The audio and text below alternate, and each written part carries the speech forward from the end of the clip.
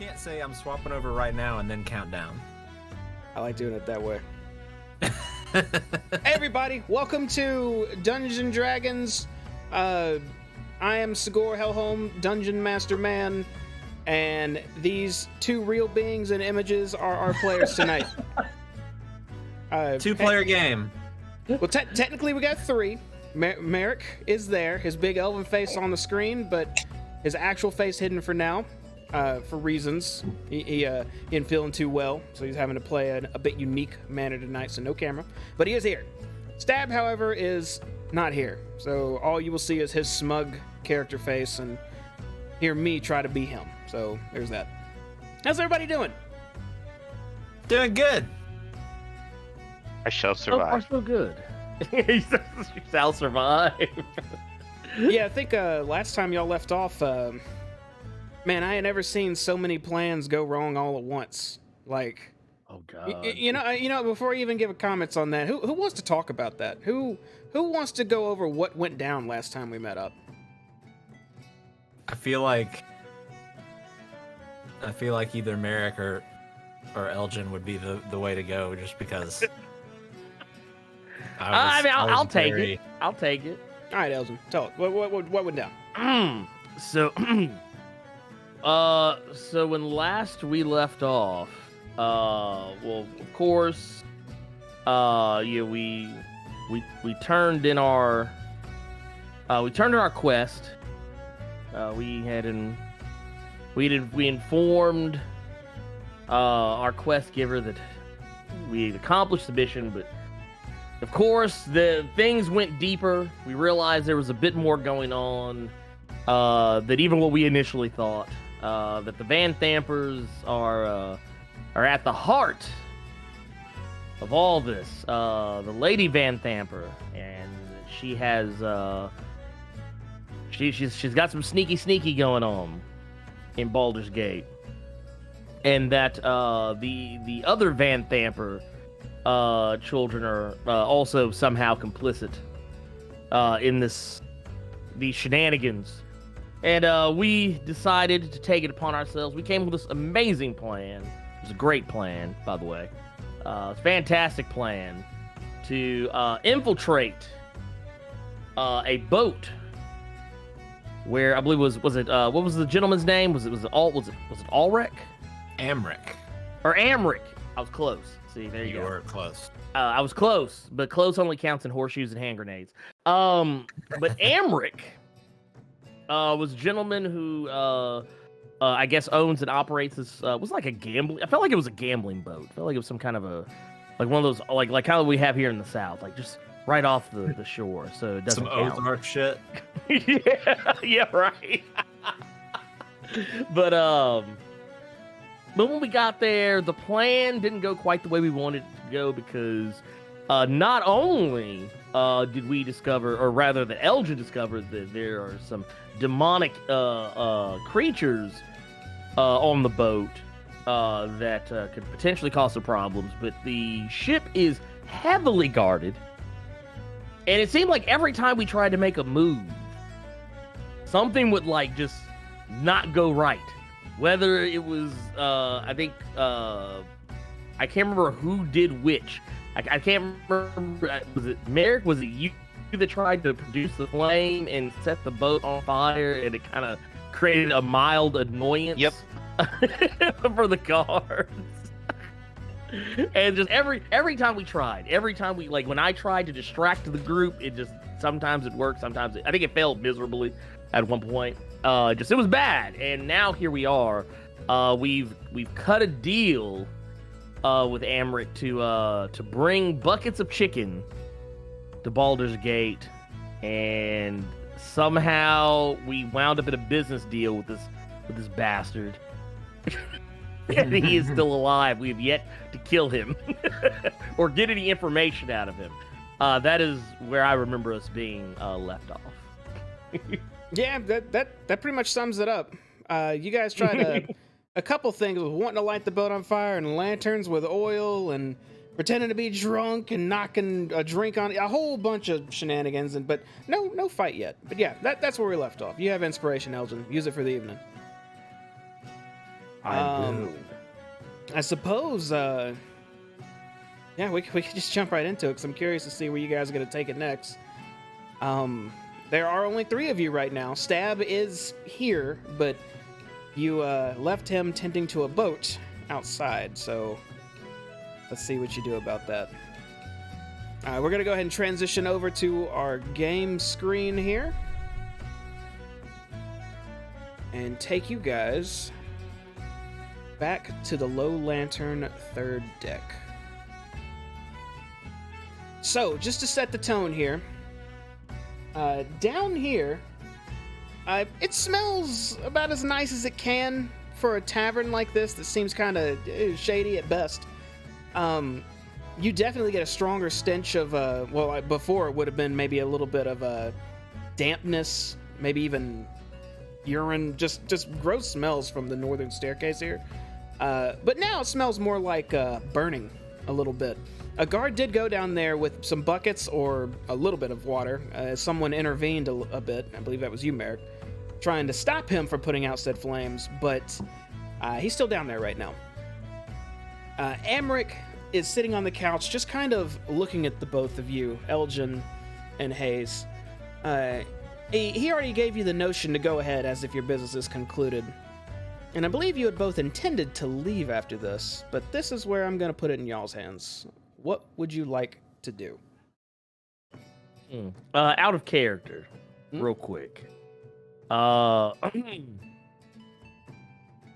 Moose, how you want to tackle this?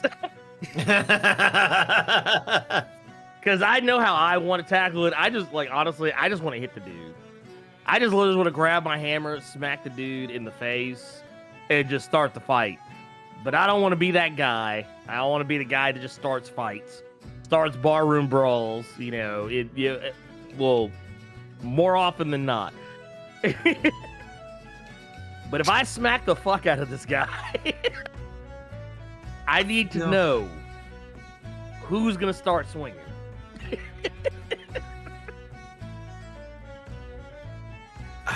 It's tough because I want to swing at him too. He's an asshole. Yeah.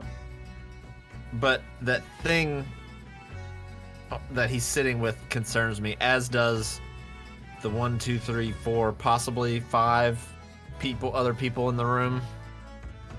I can handle the one fiend downstairs. I can handle the fiend. I can handle it. At least I hope I can. That creature is I currently have something hissing for the at thing. you, Elgin, by the way. It's just kind of looking at you just with its mouth open, just in your direction. Like, it That's really okay, 'cause I'm about to doesn't smack like the you. fuck out- Actually, don't tell you what. I'm smacking that thing first. I'm smacking that thing first. Yeah. No, that's my mission. That's my target. I'll look to Amric and I'll say, your pet, it doesn't seem to like my friend. It's never been really a big proponent of, and Emmerich looks you up and down, Elgin, and he notices the garb you're wearing can be more identified with people of some sort of faith, and just ends his sentence saying, various religions. I can see. It's quite the interesting pet you have. Might I ask where you procured such a thing? A gift. Long ago. It's been maybe about a bit over 5 years now.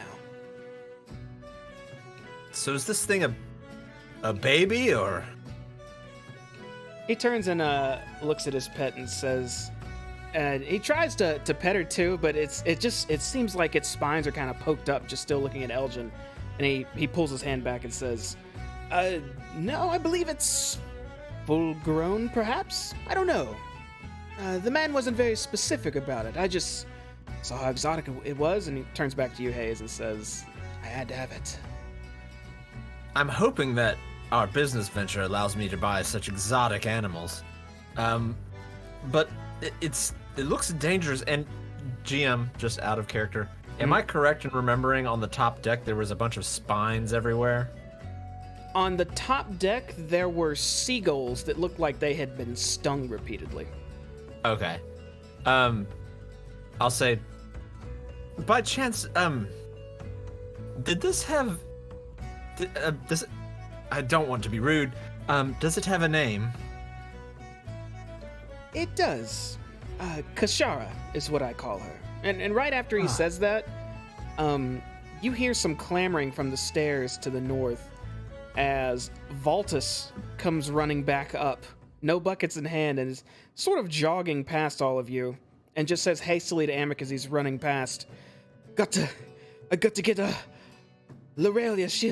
It's a little bigger than I thought. Don't worry, Amic, I have it. And he just keeps going upstairs.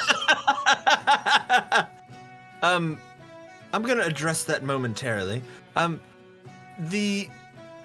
just couldn't help but notice when we were boarding this lovely vessel that there were quite a few dead creatures of the avian variety. Birds, if you will. Lots of dead birds, and they looked like they'd been perhaps impaled. Is that a trait of sweet little Kashara here? He chuckles a little bit before saying, if Kashara were to do that to a bird, the bird wouldn't be in one piece anymore. Oh. Well, do you know what happened to the damn seagulls then? They were everywhere. I don't know what you're talking about with seagulls. Someone pelleted them for fun. Who knows? Who cares? Is our business concluded? I suppose so, and I'm gonna reach in and grab a chicken bit out of the bucket. And I'm saying, but I'm going to take this. Should we be worried about... And I'll actually use the chicken nugget to point towards the stairs, which I assume has smoke coming from it now. It does.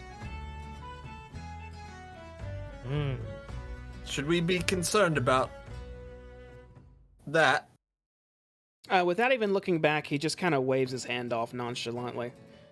If it can't be handled with mere water, Valtus said he's getting Lorelia, and surely she'll... And before he can even finish his sentence, Lorelia is coming down the stairs and just kind of walking around the corner casually.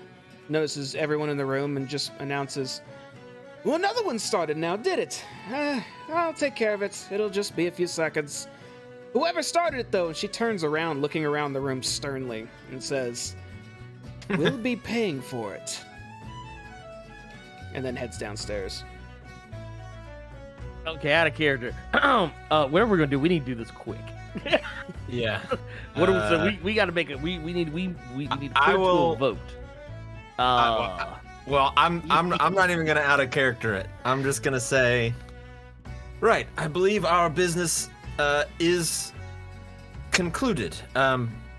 Perhaps we have a celebratory shot on the top deck. Merrick? Elgin? I'm never one to say no to shots. I believe we have a friend waiting for us at a nearby tavern. Fair enough. Let's go. You all can hear the sound of some thudding coming from below deck. Quite a few of them, and what looks to be some of the smoke, a rush of wind coming out from below deck. But less smoke now. A little drafty in here. Are you guys all heading up? Yeah. All right. Yeah. I'm gonna grab y'all and move you upstairs. As you all move to the next area, it's gonna go dark for just a second. Huh. You all come back upstairs and see that the tavern is still just as lively as it was when you left it. Very little has changed, although there is a lone crab on the bar counter now. I think that's her. I think that's her crab. Pet crab. Huh.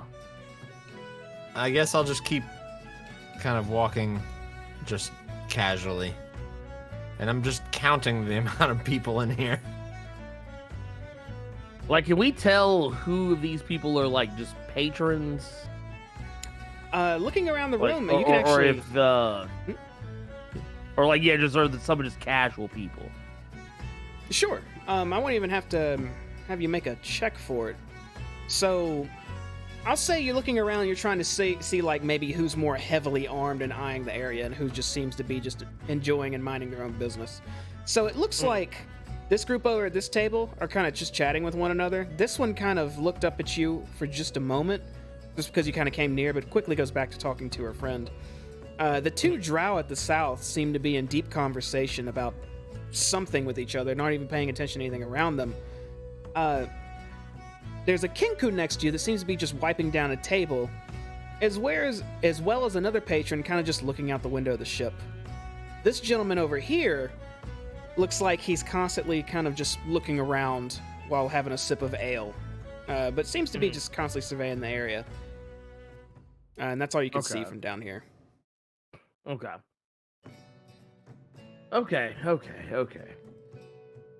Oh. Well. I'll continue my way upstairs. Okay. Oh yeah, let's. Whee! Let's go. You guys head on upstairs. Raven still up there? It is.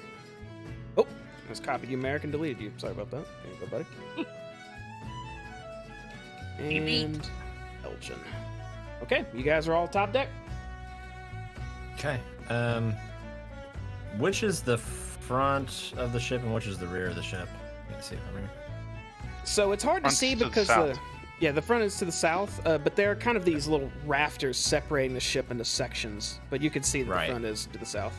There's also what looks to be two commoners just talking amongst one another near the front of the ship.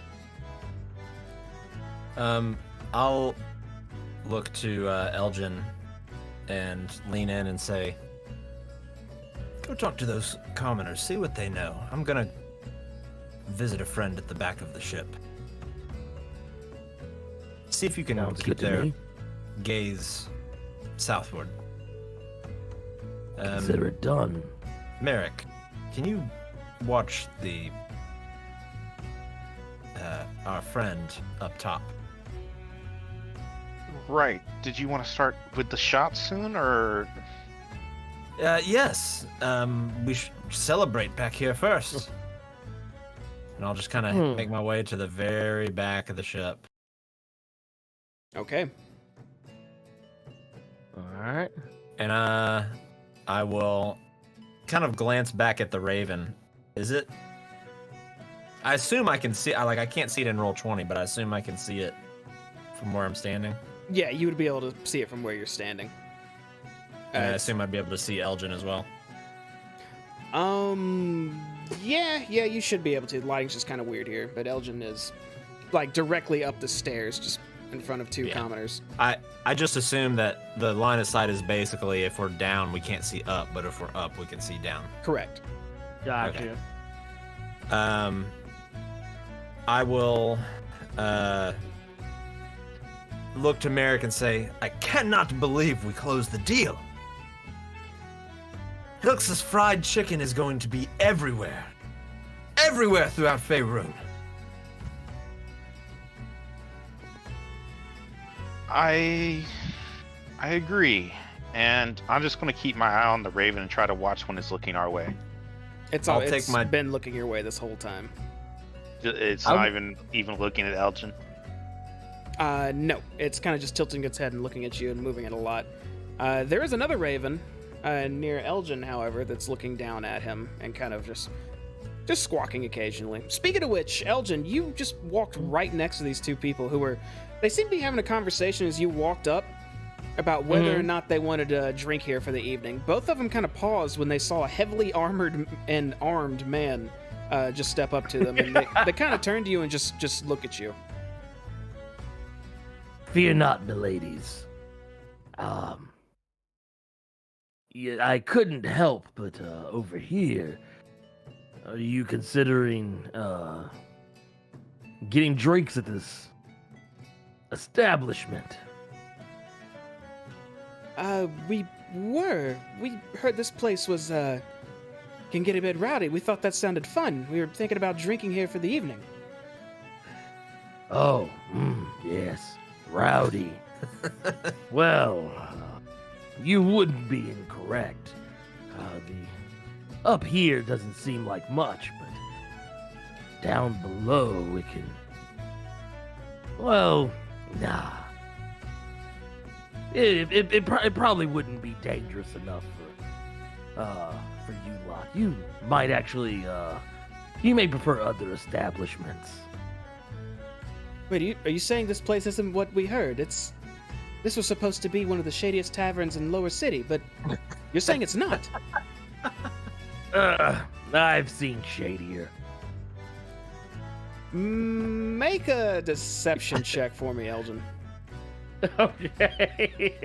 In the meantime, I want to take my chicken strip and break it into 3 pieces, and I'm gonna keep 2 and hand 1 to Merrick. Back to you. All right, you take some of your chicken, you hand a piece to Merrick. You guys are just kind of chilling. Okay, both the women kind of look at each other for a moment. Now, one lets out a sigh and looks back to you and says, "I knew this was a waste of time. Well, thank you, Sir Knight, for letting us know. Come on, Sarah, let's go." And they both kind of just start walking off. I'll turn to Merrick, and I want to palm kind of one piece of the chicken and have another piece like in between my thumb and my index finger or my pointer finger, and raise it up to like toast it to him, like to a successful fried, and I'll whisper actually, fried chicken business. And I'll go to toast the chicken. I think I understand. And were we not going to wait for our 4th though? He should be here shortly, but just indulge me. Let's have a little celebratory bite right now. And then I'll just think Go it ahead and and then, nibble on my chicken here for a second. and I'll take my left hand. I'm still palming the other piece of chicken. I've got it in my hand, and I'm kind of just with my pinky and my ring finger, just palming it. And with my left hand, I'll kind of put my hand around or my arm around Merrick and kind of turn him towards the back of the boat and just lean over the edge of the back of the boat, just as though I'm looking out. And I'll just say, "It's a beautiful night for success and money." And as I'm looking out, I'd like to look down and see if I see Stab in the boat down there. When you look over the back of the boat down the water, there is a fishing boat down there, and you can see Stab kind of sitting in the middle of it. But he's not really he doesn't look like he's just sitting and waiting. He's shaking a little bit, almost like he's slightly cowering. Cowering. I will take the piece of chicken that I'm palming, and I'll take it, and I just want to drop it down and try to get his attention with it, whether it hits him or just lands in the boat. Okay, so I want him to acknowledge that it came from above. This piece of chicken falls down and just lands in this ship with a soft little squishy thud. And as soon as it does, Stab jumps to his feet and jumps back and looks up. And at first looking at you, he looks terrified. And then he actually, after a few seconds, notices it's you and says, "Oh, thank God, guys. Can I finally come up? I don't want to be in this boat anymore." I just put my hand up to my face and do like a shut the fuck up. And I'll lean over and just do one of these. He takes a deep breath and just kind of nods a little wide-eyed, and he hops in the boat, and you see him start veering it out a bit. Looks like he's going to try to take it around the ship with the way he starts moving and curving it out and going back to the dock, which will take him a couple minutes. Is that what you want to do? I'll turn around. Yeah, I mean, whatever way he ends up. I can't really like yell out directions at this point. I Right. know I'm being watched by something that's not cool. I want to check something. Sure. Before I'll turn he my back leaves- and just kind of lean against the railing and just I'm facing southward now and just kind of looking at the ravens, but also just looking around and just enjoying the evening, enjoying the success. Sorry, Elgin. Oh no, you're good. You're good. Before Stab leaves, yeah. though, can I whisper down, "Bring the bear"? Yeah, I'll say you were able to say that before he took off, and he kind of just looks back up at you, and then just looks forward again, driving the boat. What were you doing, Elgin? I want to use my divine sense, just to double check something. Sure. I'm just kind of looking around, kind of scanning. I'm kind of looking across at these different ravens, and wanting to see if I pick up anything in the immediate area of me, other than what I know is below the deck of the ship. Okay, so go ahead and link it in chat again, your divine sense. All right. I know what it does, but just to show us you're casting it. So you Yeah. kind of close your eyes for a minute, take a deep breath, and sense everything around you for some good, evil, just these different types of auras about. And you definitely, again, sense a few. There seems to be a concentrated point of it. It feels a bit down under you a bit, like not directly under you, but a little bit deeper. And immediately above you and to your sides. You can, and looking in those directions, you see they point right towards both of these ravens. Directly after you cast your divine sense, both of these ravens kind of tilt their heads down and start squawking just repeatedly at you. Almost looks like they're cursing you as you're looking up at them now. As both jump off of their masts, flap their wings, and take off. Oh, they leave. I want to try and watch where they go if I can, just until they leave my vision. They both seem to be flying in the direction of Upper City. Oh, they may be. They may be going to. Maybe they're going to go talk to the Lady Van Thamper. That or the brothers, my thought. Also possible. Well, either way, I think I may as well have been made. Whatever we're gonna do, we're gonna need to be quick about it. Well, I'll kind of make my way over here. I hear Elgin kind of talking, and say, well, if it's an all-out assault on Amric you're looking to do, we need to wait for our other bodyguard. He said it's gonna take him a couple of minutes to grab the bear and row his boat around to us. Perhaps I say we just prepare while we wait. or we get a better scope. Let's go down. Perhaps Merrick, you can stay here and meet Stab and your and Grizz, and meet us down on the second level for a drink. You sure you don't want a bear to lead the assault? Oh, there will be no assaulting going on down just yet. Just eyeballing. We need to celebrate. We just started a business.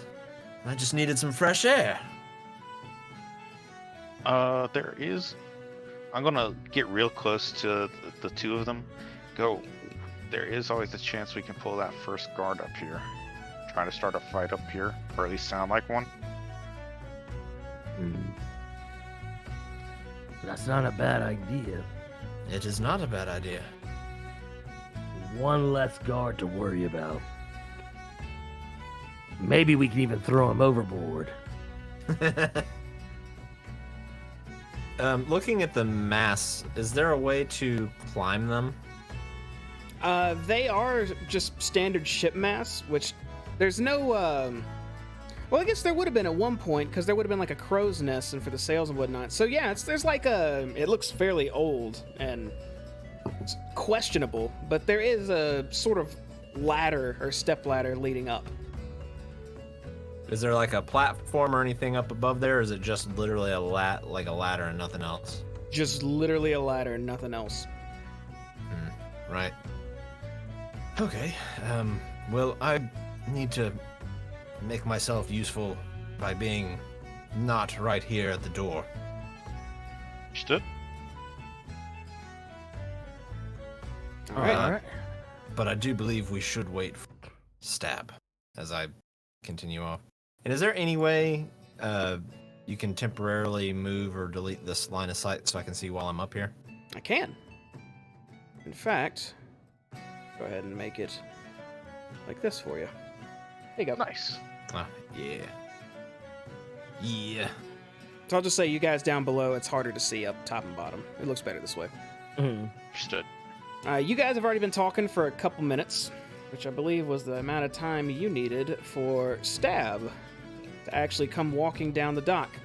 And somehow, some way, he actually has Grizz behind him, if you want to go ahead and pull him out, Merrick. Ooh, I can do that. I should have given you the ability to do that now. Right? You have it? Beast of the land? I'm working on the drag. It does not seem to drag, but I'm working on it. There you go. I got you. Can you control that? Yes. No. Okay, well, I can fix that. I'll say he's following Stab for the moment. Stab comes up the dock and looks around and sees Merrick and just jogs up to you. Oh, thank God. I'm finally, well, at least I'm with you guys now. We're still on a boat, but I'm with you guys. Well, You don't like boats? No. No, I really don't. Okay, I thought I'd look stupid if you asked me to do the boat thing, and I was like, no, I hate boats, so I just did it. But I do hate boats. Well, we all have our fears. It's okay. You should be able to control it now, Merrick. I can indeed. Thank you, sir. Well. So, there's about at least a half dozen guards, a big bad, maybe some demons down there. Are you ready for that then? I thought you guys were just gonna grab the guy and jump out onto the boat. Although, it looks like it's kind of deep, and there were windows up top, but not at bottom. So, yeah, I didn't know what the hell you guys were doing.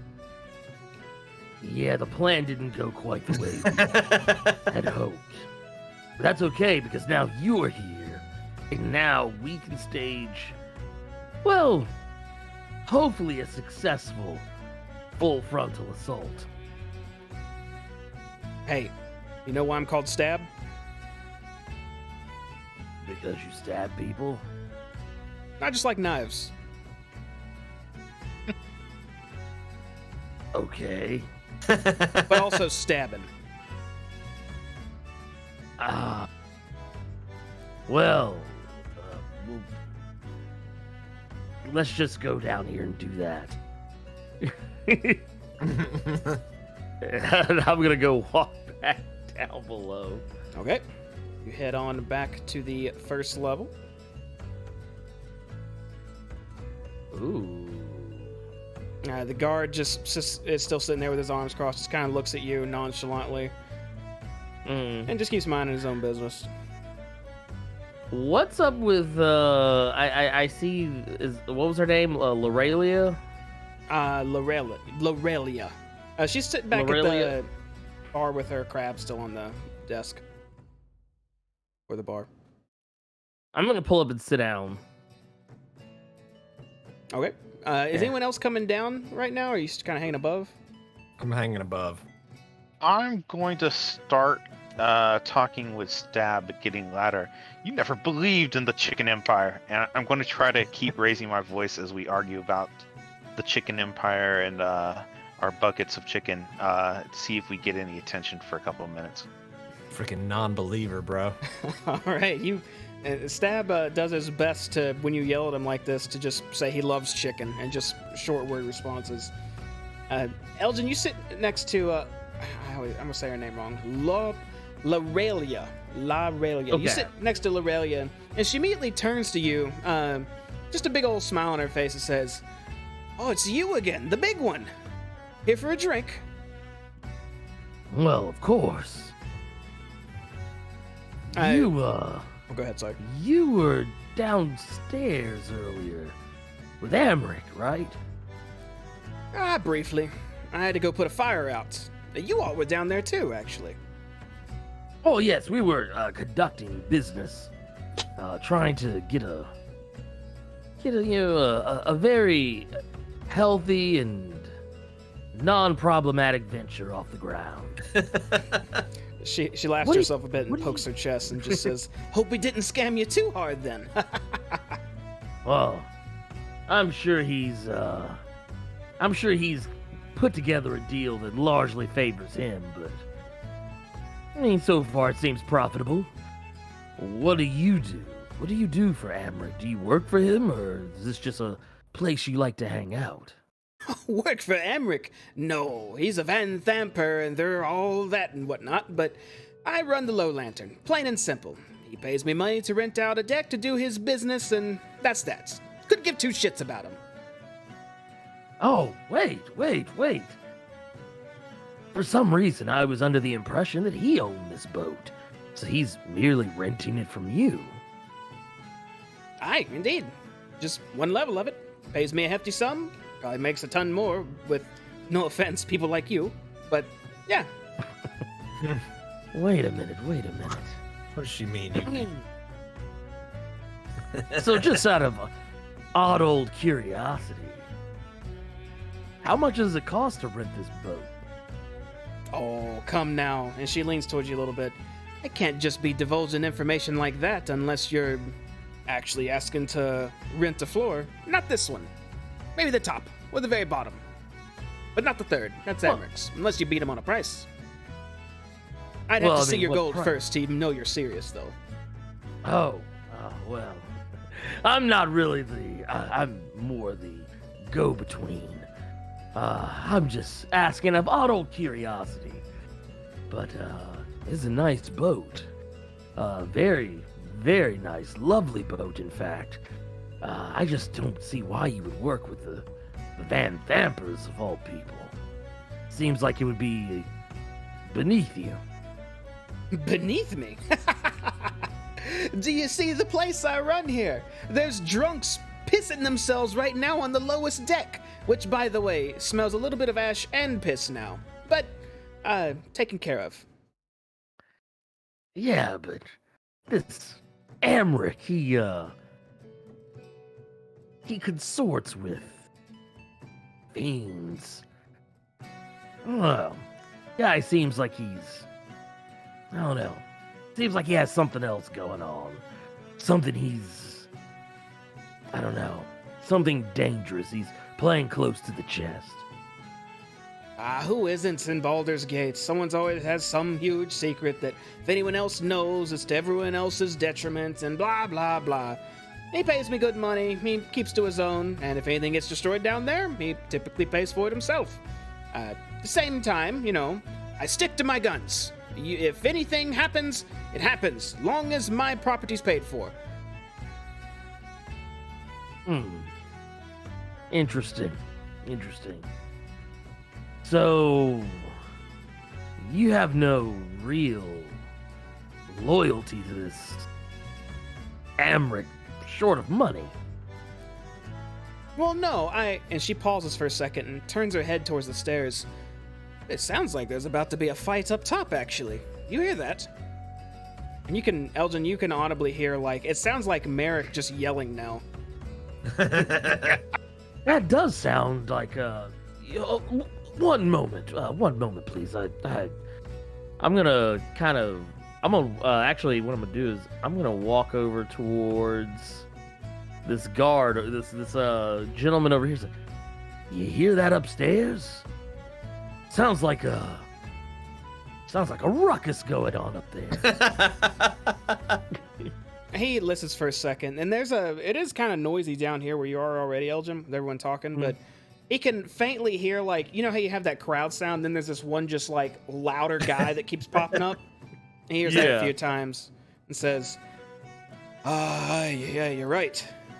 What about it? Well, I mean, are you gonna do something about it? I mean, isn't this bad for business? No, people like fights. Hell, if I had to bet, Lorelia's probably going to go up there and watch in just a moment. Have we elicited any response from the guard at the base of the stairs? Like, has he poked his head around or anything? Yeah, he's kind of poked his head around to look for a moment, and he sees you at the top, just kind of almost looking angry, and keeps hearing something about chicken. But he just leans back, and every few seconds you see him look again, almost like he's trying to see if anything started yet. I want to aggressively go through the doorway closer to the stab, so that if he wants to keep watching, he's going to have to come. Okay. Once you do that, a couple seconds go by, and then you can hear footsteps coming from below, and this guard now is at the top of the steps. And when he sees you, are you like pushing on Stab's chest? Yes, not hard, but just enough to sell it. Or at least I hope so. He takes a step out and kind of leans against the side and calls out, yeah, punch him in his jaw. Fight! Fight! The second he gets that edge, I want to yell, charge. And I would like my bear to charge the guard. See if I can maybe hit him hard enough to knock him. So you're trying to knock him overboard? We'll see if we can do it. Okay, yeah, we'll see. Make a charge attack roll with your bear. Are you trying to actually do damage to him or just knock him over? A little bit of both. If I'm not going to be able to knock him over, I'd like to at least get a hit in, but I'm going for the knockoff. Can I assist him in that by casting a mage hand in front of the guy's face just before the bear reaches him? Like, come up. I'm kind of behind the little wall there, but it's an at-will cantrip. Yeah, why not? I'll say, since he was yelling charge and you heard that and y'all are already plotting something, I'll say, yeah, you could have been ready just for something like this. So yeah, you can have advantage on your bear's charge, Merrick. See if this works then. Yes, it does. Fuck yeah. Jesus Christ, did I type his stats in right? Holy balls. This bear just goes roaring at this guard past you with such ferocity. The guard kind of leans forward and says, what? Wait, no, and just gets nailed through the side of the ship as the wood shatters and breaks, and the guard goes plummeting towards the water. As well as takes a lot of damage. What is that, 26? Good God. 27. 27? All right. Good Lord, that is okay. OP bear. So he's. Go Does Grant. anyone hear that down below? Does anyone hear this guy just going, ah? Like down below? And just to cover, I'll say, oh my god, a bear! Actually, yes. The moment that happens, Lorelia turns back to the stairs and then looks over to you and just says, ha! Looks like a fight is starting. Let's go watch. Come on. Well, I would never turn down the lady. And I'm gonna start walking. As she says this, this man at this table lets out a deep sigh and stands up and starts walking over too. This guy looks pretty armored up, Elgin. Almost as much as you. Wait a minute. Hold the phone. Dad? Is he like, so is he walking to, like, he's walking towards the stairs? Mm-hmm. Like he's going to go check out the same thing we are. Yeah, it looks like he's heading that way after hearing that too. Okay. All right, I'm gonna go up. And Aurelia comes upstairs and steps to the side and sees a bear at the side of the railing. And also sees the railing shattered and says, well, who got their arse shoved off my boat? You're gonna have to pay for that, you know. Damages are covered by the patrons that caused them. It's only fair. and you head on up, Elgin. All right. Only fair to warn you that one of your patrons is dealing in dark arts that we can no longer allow to continue. I hope you don't mind if we go stop him. No, the heavily armored man steps up too. Lorelia looks over at you, Merrick, and says, I don't give two shites who you kill here. As long as you don't hurt my people, i.e. the people who protect me, and you pay for any damages you cause. Told you that when you got here, I thought. Real quick, which ones are yours? Well, anyone on the one level under this one, of course. Uh-oh.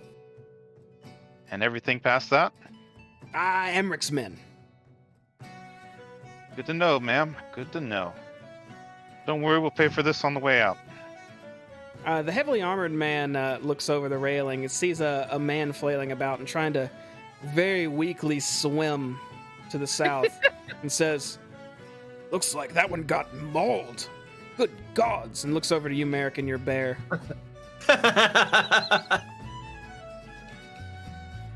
That did that, didn't it?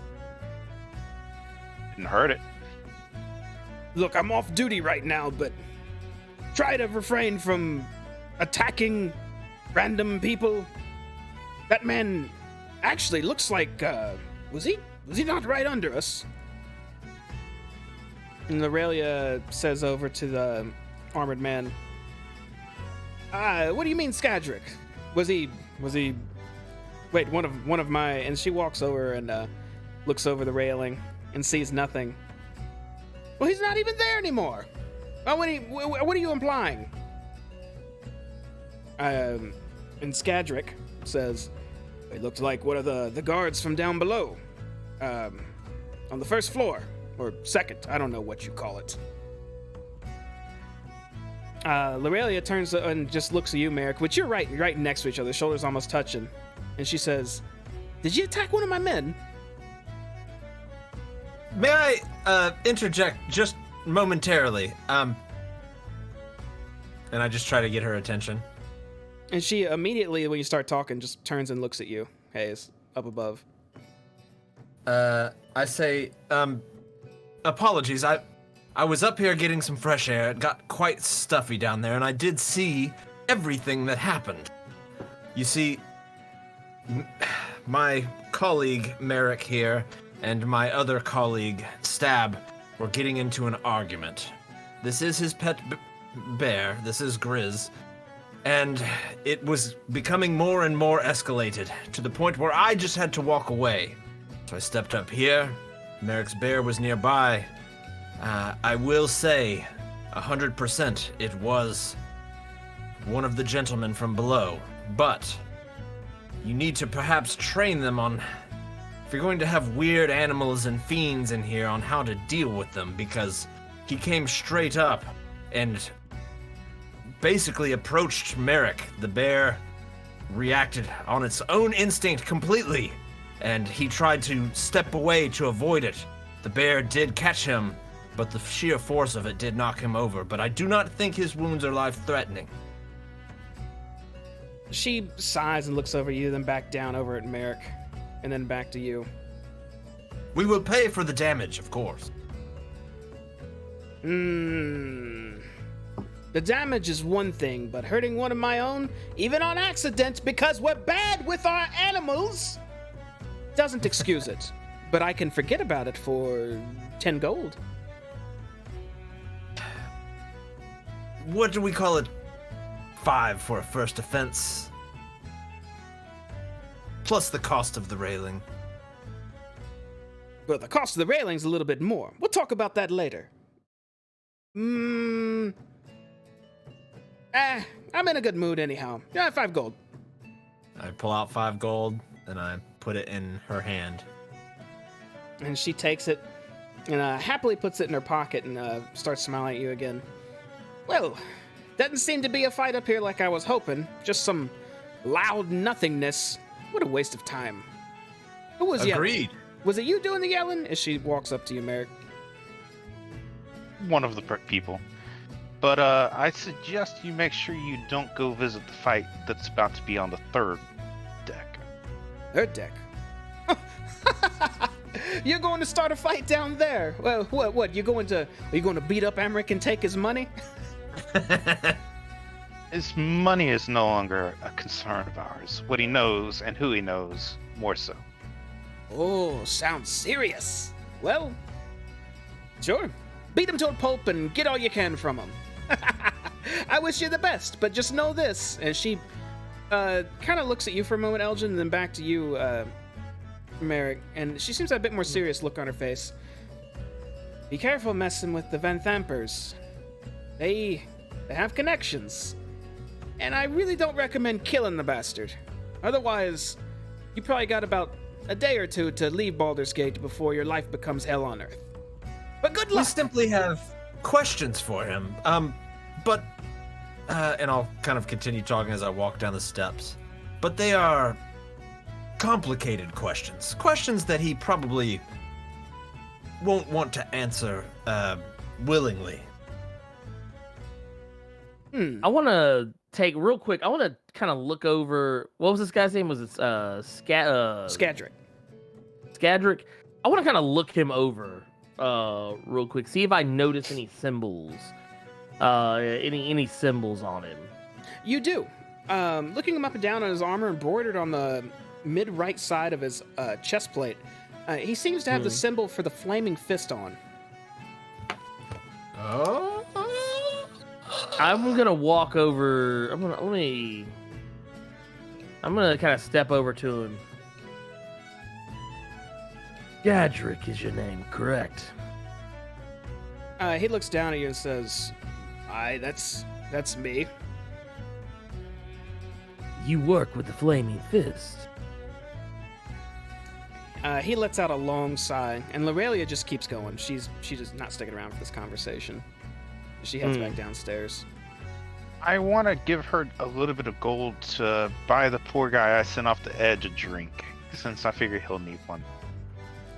If you kind of tap her arm and just hand her that gold real fast and say that, she'll smile at you and immediately pocket it. But how much money were you going to give her? What's the average cost of a round of beers in this part of the country? In this part of the country?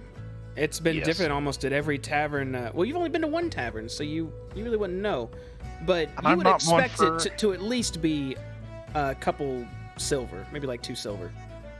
I'll give her 3, just to make sure it's covered. And she takes it and just kind of gives you a nod and continues downstairs. Skadric sighs and kind of just looks up a little bit at the sky, then looks back down at you, or I guess at eye level with you. You're about the same size, and says, I am with the Flaming Fist, but I'm off duty. So if you got problems, go see the captain. I think Zaldric, or I don't know. Go see a captain. I'm not doing that right now. Whoa. I get it. You're off duty. But, if you work for the Flaming Fist, your enemy is our enemy. Now... I'm just, like, sitting there, like, holding my breath, like... There's gonna be a fight below the decks. We're taking on Amric. Now, you, being off duty and all, would we have to worry about you? Worry about me, what, intervening? Yes. Well, first off, at the Low Lantern, no. While I am allowed here, I happen to know Lorelia a little bit. You wouldn't expect a normal member of the Flaming Fist to be here enforcing some sort of law unless they came in bulk, which would be sort of a huge act of aggression on this place, so we try not to do that. And second, I'd rather not sign a death warrant with the Van Thampers by beating up one of the lady's sons. No beating up. Just we have we questions need to ask for him him. questions, and his friends and his cat are not going to let us do that. So we just need to speak to him. And you know who, the Flaming Fist. You guys are great. And you, oh, look at you, my God! What a statuesque man you are! You've never turned down a good fight. Come on! Come fight! You don't have to hit any of the Vampire, and you can just say you were caught up in the middle of it. We have coin. We can pay you. His eyes were kind of half closed looking at you, almost like he was just waiting for you to finish, and as soon as you said, you have coin, we can pay you, he lifts his head a bit and says, to be involved in a skirmish with Emmeric's men is a high price. That's certainly no normal man would do something like that for less than probably, I imagine, 30 gold sounds about right. 30 gold. Good gods, man. Good God. 30 gold for your sword in battle. But Against his men, I will not attack Emmerich himself. that's fair. There's Fair enough. one more asterisk. Once we have apprehended, not hurt, Amric, you have to leave and pretend you never saw us. There's extra coin in it for that. Your discretion. I don't even know your names. Sure, that's my way of saying sure. 35 it is then. Well, now that that is out of the way, I say we go pay Amric a visit. Well, not out of the way quite yet. As he holds out his hand to you, Hayes. I'll hand him 10 gold. I'll Alright. reach into my pouch, and I will. I will grab- also. Oh, a group pay. I'll actually hand over. I'll hand over 15. Oh, okay. I was gonna do the 15. All right, I will hand over 10 then. Okay, so you guys kind of combine your funds, and he's just holding out his hand, and all of you just slosh gold into it. He only has two hands out now. As he pockets the money, and looks like he's trying to amp himself up a bit, and says, my life's worth 35 gold. I made that decision today. Don't know what you guys are looking for, but let's go knock some heads. All right, I'm already heading down to the decks below. All right, I'm just gonna I- kind of speed y'all downstairs here. I just reach into my pocket, and I'll grab my last little piece of chicken, and I'll hand it to him. Like, I'll go to like shake his hand, and when he goes for the handshake, if he does, I'm just gonna put the chicken in his hand. You give him a piece of chicken. He kind of just holds it for a moment as you walk past him, and you head downstairs, and you don't get to know what he does with the chicken. Stab follows right behind y'all. As we're walking down, I'll just say, Whoops. "We are Los Pollos Hermanos." LPH. That's right. Random dog. Elgin, once we get down there, are you holding the left side or the right side? Good question. Wait, did I just delete you, I'm Elgin? gonna hold whichever side the fiend is on. I want to see Elgin. I think I just deleted Elgin. Oh wait, no wait, Elgin's right here. Oh, Yeah, right here. he's moving fast. Already down there. All right. Oh yeah, like I'm beelining towards Amric. I want that fiend dead. I'm more worried about killing the fiend than even doing anything to Amric at this point. Okay. The whole squad just goes walking through the mission as Lorelia just watches you all passing, goes, oh, I'd watch this one if it wasn't going to get so bloody. Look how many of you there are. I'll turn to him and be Look, like, Look, can we do the slow walk? "Oh, dude, the Like we're all lined up, and it's playing the Kill Bill, the Kill Bill, and we're just like,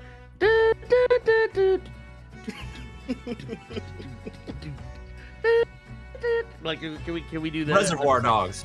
That's where it Yeah, came like from. slow- Reservoir like Dogs. slow walking. Y'all It's like, could do the slow walk down Yes. in the middle of this tavern as everyone slowly turns and looks at you as you're walking by towards these steps and make your way down. Elgin, you are down first. all right.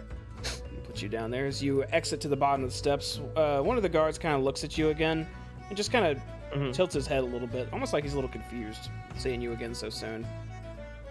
I'm actually going to walk right past him. Before I step down, can I ask, what was the lady's name? Lorelia. Yeah. Lorella, yeah. Your guards know not to get involved, correct? My guards only fight if one of them or I are attacked. Patrons do what patrons want to each other. That's what the Low Lantern's known for. Come get your murders out of the way. Fair enough. I like this place. Wait, well, maybe not. I probably won't come back after this. Oh, well, maybe. If not, you seem nice. Thank you. I'll make my way towards the stairs, but I'm gonna be the last one to go down. Okay. Stab will head down and step out and just kind of look to you at the side and see you, Merrick, to look to the guards and just go, oh, hey, guys. Nothing else. Then Skadric will head downstairs. And when Skadric starts walking down, one of the guards say, hey, no shakedowns from the flaming fist here. None of that. To which Skadric just responds, oh, no, I'm not here for any of that. Don't worry. And the guard just kind of crosses his arms. Hey, both of these gentlemen are looking at you all a little confused. Amric. Well, they're about to really be confused. Looks over at you, Elgin, as you're approaching, and says, well, one of you are back so soon, and he can hear the footsteps on his stairs, and says, it sounds like more. Why are you back so early? I'm just going to immediately point at his fiend, and I'm going to use Abjure Enemy. Abjure Enemy. Okay. Let's see it. Link me some Abjure Enemy. Yeah, let's So basically, he has to make a will savings throw, and since he is a fiend, or demon of whatever, some sort or another. Go ahead and just get this out here. Oh wait, here it's the wrong one. Here, wait, here. Wait, where did it go? I'm just gonna go ahead and roll that There initiative. it is. This is the right one. So yeah, basically, yeah, I'm literally gonna point at him. I'm gonna hold out my holy symbol of Helm and immediately choose him as my enemy to abjure. He is gonna have. I'm assuming he will have disadvantage on the savings throw. Let me see. You speak a prayer of denunciation, so you just come in speaking the words of your God while holding your hand out towards this creature. Yep. It needs to make a wisdom savings throw, it looks like. Mm-hmm. Okay, so it's gonna... Kashara is going to go ahead and make a wisdom savings throw real quick. Oh, I got that whisper into me, but it rolled a 5, so it definitely failed. Okay, so he is frightened for 1 minute, or until he takes damage. And while he's frightened, his speed is 0, and he cannot benefit from any bonus to his speed. Okay, and that definitely looks like an act of aggression. So I'm going to say everyone can go ahead and click their characters and roll some initiative. I tried to roll initiative when you brought up the thing. Did it actually go through? It did not. Yeah, I also have have to fix my bullshit. Oh yeah, yours is showing up. Why is only yours showing up weird? That's so weird. I don't know. I've been fixing it now. Hmm. And then I'm gonna re-roll. None of them are coming through. Elgin did. Oh, for me. Oh. Let me go to your sheet and take a look. Make sure everything's on the up and up then. Are you both using the dark... Elgin, are you using the dark theme? Yes. I am as well. Okay, so I thought maybe something new like that. Maybe did something. Do you have your Beyond 20 extension activated and on? That's what it was. That's what it was. I'll remember where that was.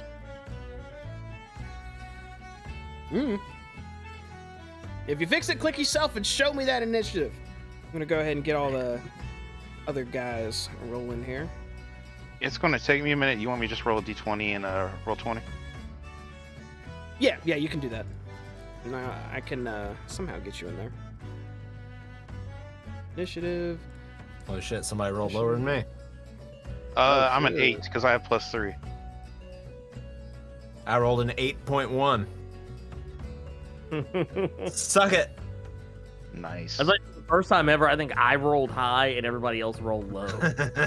So the only person. Well, on my the rolls list in is Merrick. Beyond 20 were like 19, 12, and 5. So I guess that's just what I get for not having my stuff set up. That's your penance. There you go. I got you, Merrick. So what was the number that needed to be inputted in there?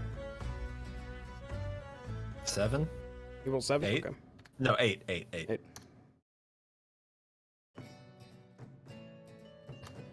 All right. Let's order this initiative, and I believe it is time to begin you guys' assault. So let's go ahead and get fighting here. So first Let's up, fighting love. highest roll here would be Mr. Amric himself, who saw you just point and start shouting what he believes to be obscenities at Kashara, and stands and says, "We make a deal, and you come back, and this is how you're attempting to repay me. A fatal We don't mistake." treat. He We don't draws. treat with demons. He draws his dagger and immediately goes to stab you. And he's moving, the way he drew his dagger and lunges at you seems almost like you're astounded how quick this guy's coming at you, as he's poised to make 3 strikes at you. Oh, shit. This might suck. As he swings and swings and Ow, swings. ow, and ow. As he's again, that speed is just coming at you. You try to raise your shield as quick as you can. As he stabs into you once for 7, goes to another vulnerable spot, and just gets you right in the side. It seems like he got you really good in the side as you feel the blade twisting a bit, or a little bit more damage. And the third one, you finally have your guard up as you're able to deflect his blade. So you take a God. total of 11, 18? 18 damage. Good lord. That'll bring us to Kashara. Which I believe it failed its savings throw, so it has disadvantage on all attacks. Is that right? It is supposed to be frightened. Oh, it's frightened. Okay, so Yeah, he is frightened. Yeah, Kashara is frightened for 1 minute or until they take damage. so Walk it right. The creature's speed is 0. And Oh yeah, they can't go anywhere. Speed. yeah, it can't move. Can it make a throw to get out of being frightened, or is it just it's just frightened? It says It doesn't say anything about it making another one. no, it just says on a successful save the creature speed is halved for 1 minute or until the creature takes damage. So basically it's screwed until I decide to do till somebody does something to it. That's true. It's sitting on that perch and it was hissing at you, and until you finish sighting your cast, and immediately it started lowering its head and just quivering a bit as it just sits behind Amric, just not moving. It's still staring directly at you, but now in a much more passive and submissive manner. Which would bring us to you, Helgen. Sweet. Okay, so first things first. Oh my god, I am hurt. Let me see. And all these dudes down here are his guards. All of them definitely have their weapons drawn right now at you, so you could assume so. Okay. Basically what I'm gonna do is, since he just jacked me up, I would like to hit him back, but I'm actually going to instead, I'm going to pour all 15 of my lay on hands points into myself and heal back most of what he took from me. All right. So yeah, and I guess just kind of I'm not gonna move, but I am gonna kind of take a little bit of I guess I don't know if I could take like a defensive. Like a defense, like a dodge action, Yeah, kind of. Yeah, just in case. Now, since you use lay on hands, that would have been your action, so you can't take the dodge action. But we could say you Okay. have your shield up to the best of your abilities. Okay, that'll work. I'll take it. All right. In that case, we're going to Skadric, who hears stabbing and heard you yell out in pain, and will immediately shout, What's this? Violence? Unnecessary! What's going on?" And just draw his longsword out and lunge at the guard right next to him. And he is pretty trained with his longsword. He's going to swing twice with it. And let's see, he is not using a shield. He's going to swing with two hands down on this guy as he takes one huge swipe and stabs with the next. Both of which are going to hit for a total of 14 damage as he slices down this guard and then just skewers him through the shoulder, and the guard yells out in pain. Good lord. It seems like after he does that, he's kind of looking around like almost like he's in a skirmish, like he's trying to play the part of, oh, what's going on? Yeah, that type of deal. So Next, coming down the mad at him. staircase, we're in like almost like a hallway coming down here, right? yeah. So Skadric would have leaned around. Okay. So, but right now you'd have to move past them to do anything. Next up is this guy up here. He sees you, Elgin, currently engaged with Amric, and looks to the south and sees Merrick with his bow drawn already, and will immediately start rushing towards him. As he'll run around the corner here and try to see what he's going to try to do. He's going to try to smack you with his mace. And just like everyone else in the room, it seems, he will be swinging a couple of times. Are you around any... Nope, you're not. Okay. So he just takes one swing, which the first swing, he fumbles into the table. And as he comes up for the second swing, he's going to have disadvantage on it because he's having to pry his mace out of the table he just partially crushed and hammered his mace into. And as he tries to pull up, he actually loses his grip on his mace completely. It's still stuck in the table, stumbles back into this bar, and it's almost like he just went and sat down on accident, unarmed right now. Where were these rolls when Amric was swinging? Good lord. Next is our Kenku, who will start cowering behind the bar up top. And that takes us to another guard who will, after getting stabbed by Skadric, will immediately try to respond in kind as he moves down a bit to take some swings. And he will be, again, doing a multi-attack with his mace as he swings twice at Skadric, but both hits, Skadric's able to parry off with his long sword. Nothing's able to get through him. Hayes, you're up. Okay. I am going to take a couple of steps down here. Bam. Bam. Okay. I'm gonna stand right here, kind of back to back with Grizz. And after hearing him yell out something about this is how he gets repaid for making a business deal, even though I can't see him, I'll just yell out, "This is how someone gets repaid who tries to slip something in my drink. I'm no fool." And I will look forward to this guy right here, and I'm going to cast Ice Knife as I put my palm forward with just my two fingers kind of pulled back as an icy dagger forms in my palm and just shoots out toward this very bottom guard here. And he needs...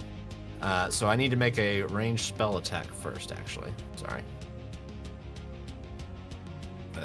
Let's see if this works. That's going to be a 22 to hit. That'll definitely hit. And he needs to make a dexterity saving throw.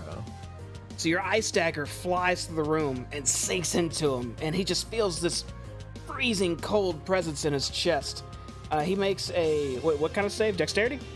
Dexterity save, yeah. Oh shit. You got a 20. And the other, but actually both of them need to make a dex save. Okay. And the other one will also make a save. You got an 8.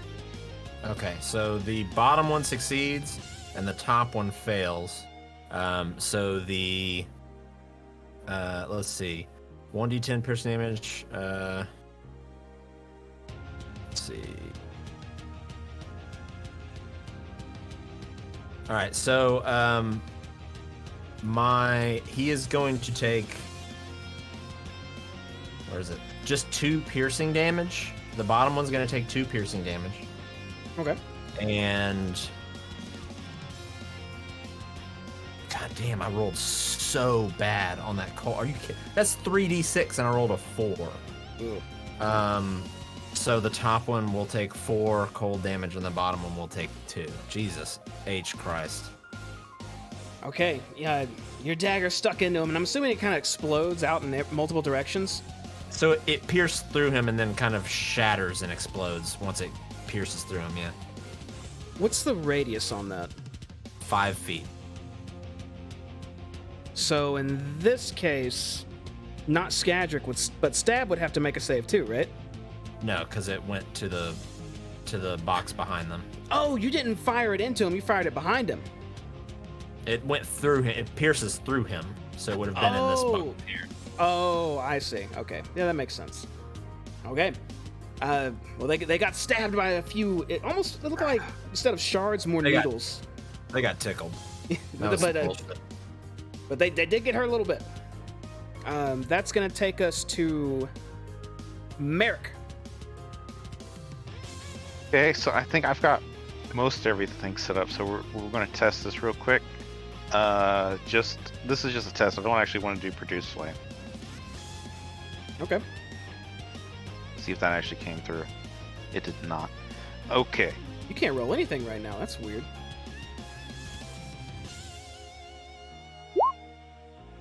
There it is. Yeah, there's something. It's copied over, I don't think. Either that, I got to refresh. Oh, don't I have to go to feats first? Let's try. I don't know what you're trying to do. Yeah, I don't know what you're trying to do. All the settings we had to do the first time. Oh, the copy and paste in like Google Chrome's that come code or something? No, Yeah, all that that. only had to do with the format, not whether or not it came through. Yeah. Weren't there roles that we had to pass through in the options and beyond 20? I mean, whatever you're doing, I see 2 produce flames right now. But it's not doing the rolls. There was something about we had to use D&D Beyond digital dice, right? No. No. I do not want that. For your spell, are you clicking like next to produce flame? Are you just clicking in the gap and then it pops up that menu on the right? And on the right, you can see cast on VTT with the number 2 next to it. See if we can get that to show up. Like Let's you're try that. clicking a blank space and then click cast on. Select- There you go. There we go. Yeah. Okay. So what I want to do, now that I think I've got the rolling down, I think I just had to refresh the page. I'd like to target this gentleman here, the one who has failed miserably attacking me. Okay. First thing I would like to do is shoot him with a bow. Okay, let's see it. Let's see if that actually goes through. Your That did. rolls, they did. His rolls look so weird. Oh, you don't have advantage turn I'll have- either. You need to turn yeah. it back on. That- But I gotta find where that is in the options. But that one should hit, I hope. actually, yeah, it does hit. Yeah, I was Your about arrow to say. sinks right into him for 11 damage. I would like to follow it up with a bonus action for my bear. I will have him charge forward and maul this guy, I hope. Means go to a different page for Beast of Land. Yeah, Beast of Land has its own character sheet now, or it should. Yep. I'd like to have him charge it. Man, Grizz is strong. Oh, tonight. All right. God. Yeah, dude, your bear charges into this guard who was sitting down at this chair. And the moment he looked up, an arrow sunk into his chest, and he kind of looked at it for a moment, looks up, in this bear's maws, like inches from his face, as it just mauls this man down. Blood gushing out of him, his armor's shredded. He screams out, but it's very brief, as your bear did a quick kill on this guard. And I'll yell out in satisfaction, who's next? And start scanning for new targets and end turn. Okay. That'll bring us to the guard that's next to you, Elgin, right here. He's going to shift over with his mace, and he's going to start trying to slam into your side. Okay. And since you're surrounded by only one other enemy, he'll get a +1 on his swings, no advantage. Okay. As he comes in with his mace. He swings once and just socks the crap out of your side for 9 damage. Takes one more swing. Does an 18 hit you? Is that your AC? Oh, shit. Wait. You say he has advantage? Shit, yeah, he does, didn't he? Does he have advantage? Oh, no. I thought he Sorry, only got not a advantage. +1. Not advantage. I'm taking it back. Yeah. Okay, I was about to say. Does a 16 Jesus. hit you? No. Okay, the second one, he's aiming for the same spot to cause as much damage as he can, but you're able to spin your shield around and block his blow from slamming on you again after taking another just critical spot in your armor. And then he will stand there menacingly. Okay. Where is Stab? Alright, Stab's He is gonna... down, yeah. There's one more thug and then the initiative. I guess I didn't do Stab, so I'll get Stab next, then I'm gonna add him in the initiative. I think I skipped him. Because one of these thugs, I only asked that because Stab is the closest thing to him. He's gonna take his mace and try to pop him on the face twice. Which I think one is definitely gonna hit. The other one, not so much, even with a +1, as Stab takes 8 damage. Next, we're gonna go ahead and have Stab fight back. And how is he gonna do that? He is going to take his dagger and do what he does best. He's gonna start stabbing. As he takes one swing at this guard, which doesn't seem to... I don't know why it didn't roll damage there, but either way, it... Oh! Actually, no, that's gonna hit! As he's able to just barely get past this guard trying to block him with his mace and stab him for... I love that I can just click the word dagger when I do it like this and just see the damage. He's gonna stab him for 5 damage. No sneak attack since unfortunately there are no other allies around right now. And he will use his bonus action to instead make another stab. He's gonna use his bonus action to use his cunning action so he can jump away to some safety. Now I'll put Stab on the initiative. All right. Here we go.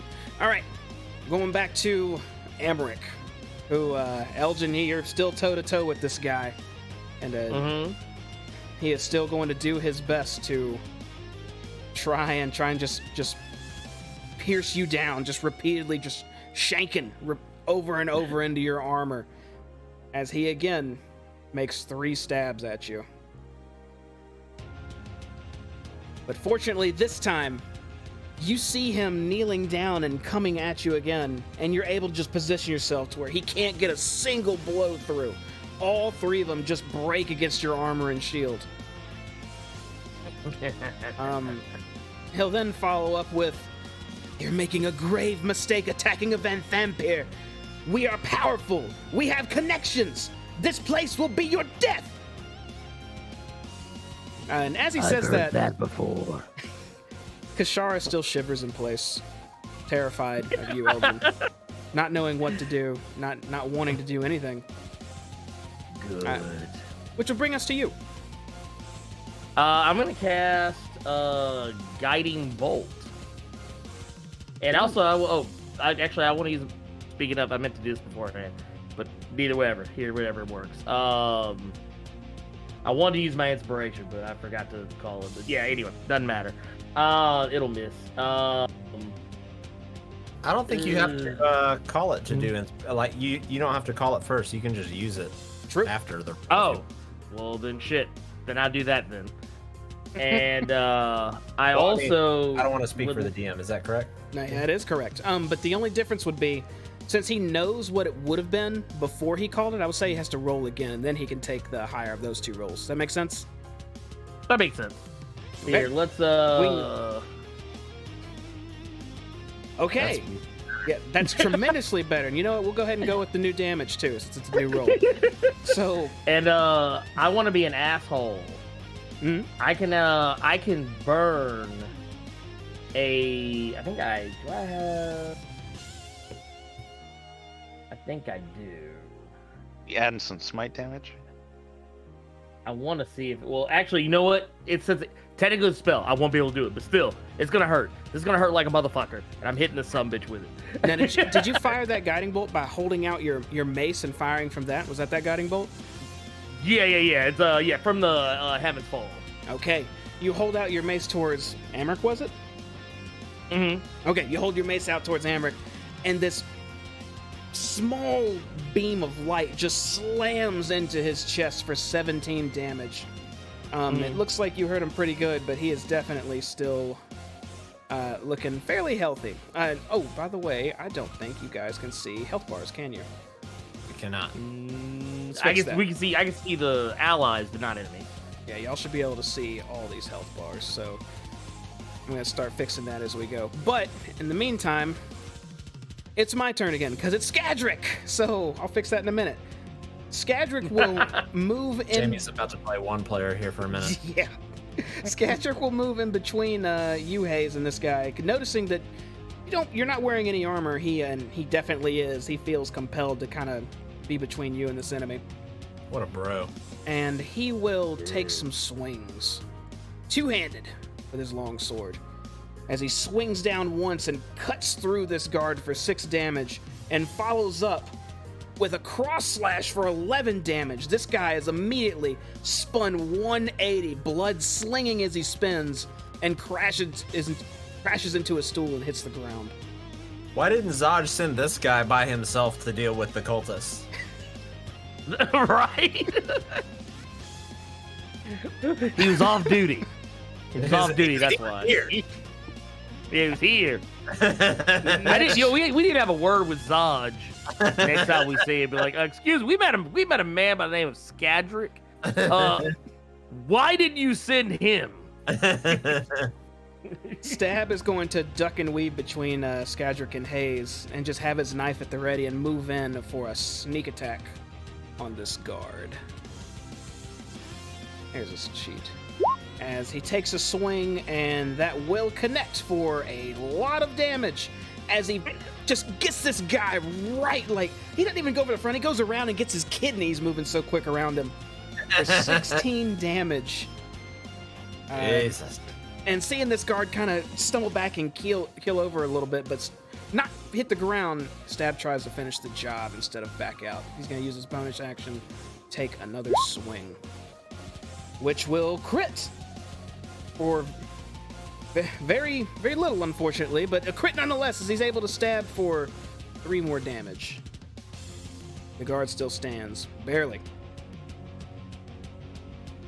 Next up would be our Kenku friend again, who kind of pokes his head above the counter, just shaking, still looking around, and seeing all the violence still happening, ducks back down. Merrick, you're up. Okay, I would like to turn my bow towards the big bad. Why does that look different? Hopefully this will roll correctly. And we will fire at the big bad. Do we get anything extra because of the guiding bolt, out of curiosity? I believe you do. No. Wait, when you hit with the guiding bolt, does it not make them all shiny and give advantage, Elgin? Oh wait, here, let me see something. Oh yes, lies. Says next attack roll made against this target before the end of your next turn has advantage. There you go. Then we will fire our longbow at the big bad. Get him. Wow, look at that. I don't know what you're doing, but yours is looking cool, Merrick, because I could tell which number I'm supposed to use now, even though it's higher. That definitely hits. I would Or- like to add a little bit more to that because this is my new favorite foe. Oh, okay. Humanity right. itself is now your favorite foe. As you hit him for 14 damage. And as a bonus action, I will yell to Grizz. Grizz, assist Elgin against the monster man. And I will have him stand here to help. Ding. Okay, so he's just standing there looking menacingly. And he will help with your next attack, Elgin. Oh, there you go. I'll just Hopefully I kinda- survive, because I I'll have a kind feeling of, he's about to kill me. I'll just kind of turn my head just quickly and say, "Remember, we need him alive." Oh, yeah. Next up would be get him off the board. He's dead. Hayes. Okay. What's this guy at the bottom looking like? Can you see his health bar? No. No. Really? I thought I set that guy. Hold on. I think he's really low, though. Well, the only ones I missed. Yeah, he is. He is hurt. He's hurt. Yeah, he's about damn near dead. Okay. I'll try and end him. I'm just going to cast a ray of frost at him. All right, that Jesus Christ, man! what? That hits. Awesome. Only a tiny bit of it. However, he's slowed now too, right? Or Yeah. Mm-hmm. Okay, he does it. You do a little bit I of just damage to shake. him. I just shake my hand like, what the? Your magic seemed to just be some. It has to be something in the air, some aura around here, Something's dampening wrong your here. spells. It's those Do I damn see ravens. this attack go off? I just gotta know. Oh yeah, you can see that from where you are. Yeah, you have a cone of vision. I'm I'm just going to shaking. yell my over hand. to Hayes. Stop throwing snowballs at him. I'm trying. It's hot. Elgin, the guard behind you, is going to follow up with more swings at your back with another multi-attack. As his first swing, Ooh. he's able to get past your defenses and bash you for 6 damage. His second swing, same result. He's able to just follow suit Oh, and I'm just down. cock the opposite direction and hit you with such force it knocks the wind out of you as you fall to your knees and onto your side, unconscious. I'm about to say, can the bear actually hit the people who are hitting me? Lord, help us all. I'm down. Up Fucking next, bear does more damage than me. that bear's been tearing it up. Same. This thug down here next to Stab is going to... He's really hurt, so he's going to see the target he thinks is easier to hit, and he's going to just try to do his best with the multi-attack. As he swings once and is able to just catch Stab a little unawares. He thought this guy was almost done, but he slams Stab right in his thigh and follows up with another hit as Stab reels back a bit, kind of holding his thigh, the same spot, and actually kind of crushes his hand a bit as Stab was holding onto his thigh for a total of 11 damage. But Stab is still okay. He's just... His hand really hurts now, and as is his thighs. That's gonna bring us to Amric, who will look down at you, Elgin, and he starts gripping his knife tighter. It looks like he wants to just lean down and start stabbing you repeatedly while you're on the ground, but is distracted very much by this large bear right next to him. So, seeing as he has to deal with his other threat first, he's going to first turn to Kashara and yell, "Wake up, you damn beast! You're supposed to be deadly!" And swing at Kashara with one of his multi-attacks. Which I think... Yep, will definitely hit her. Which, does that snap her out of the fear, or does it make a wisdom save? Yeah, again? that snaps. It snaps her out. Yeah. Okay, as Kashara gets cut, it shakes her head and just looks at Amric and just lets out almost an ear-piercing shriek in his direction. but seems to have her wits about her. Amric will then turn to Grizz and try to stab him twice. Which I believe both of those will pierce your bear, as he's doing his best to stay away from its mouth and kind of swing around and stab at its lower chest and upper neck area. For a total of 14 damage. Which I'll let you. You can change health too, right? Yes. You have to do that in roll 20 for the bear. You just click him, and then okay, you got it. That'll actually bring us to Kashara, who will finally lift off the ground. And it's gonna swoop around Amric to this bear and start trying to bite at him. As it will, let's see what it's gonna do. It's going to take a bite and then try to stab the bear with its tail. Which it can't get its teeth quite onto him, or it can't get through its thick hide. Then takes its spine tail and tries to just rake across him. Which I believe hits for 3 piercing damage. And when you see that tail rake across your bear, Merrick, you see flames coming out of the wounds for each quill that poke through him, as it also takes 6 fire damage. Which I believe puts the bear down. Yes. As your bear that bear's toast. lets out a growl, one muffled growl, and just falls face down, its tongue slightly hanging out on the ground. When your beast of the land goes unconscious, does it vanish to the aether, or what? How does that work? To the weave? You're gonna ask that. I believe let's it see if I can does. find that. I was just seeing if you knew it didn't. With it down well, I can do something to resurrect it, so I don't think it just vanishes like that. In that case, yeah, it'll stay where it's at if you have the ability to resurrect it. I did not mean to do that. But that will be the end of Kashara's turn, which would take us to you, Elgin. You would be making a death saving throw right now. You want to go ahead and use that one? I'd say you do. Yeah, sure. Or you could try may as for a well. 20 if you want to redo, since you did it off turn. No, I'll take what I got. Okay. Yeah, I'll take it. In that case, you got 1 success as you lay there unconscious, fighting for your life. On the way to getting back up, hopefully. I do this too often.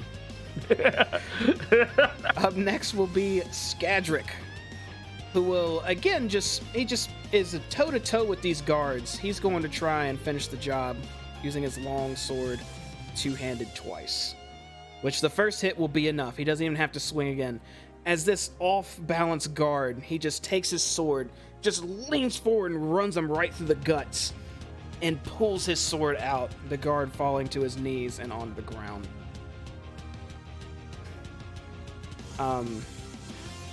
He will then turn the corner and see Amric, and kind of look at him for a second and pause, and then look to you, Elgin, and the guard over you, and look at Amric and say,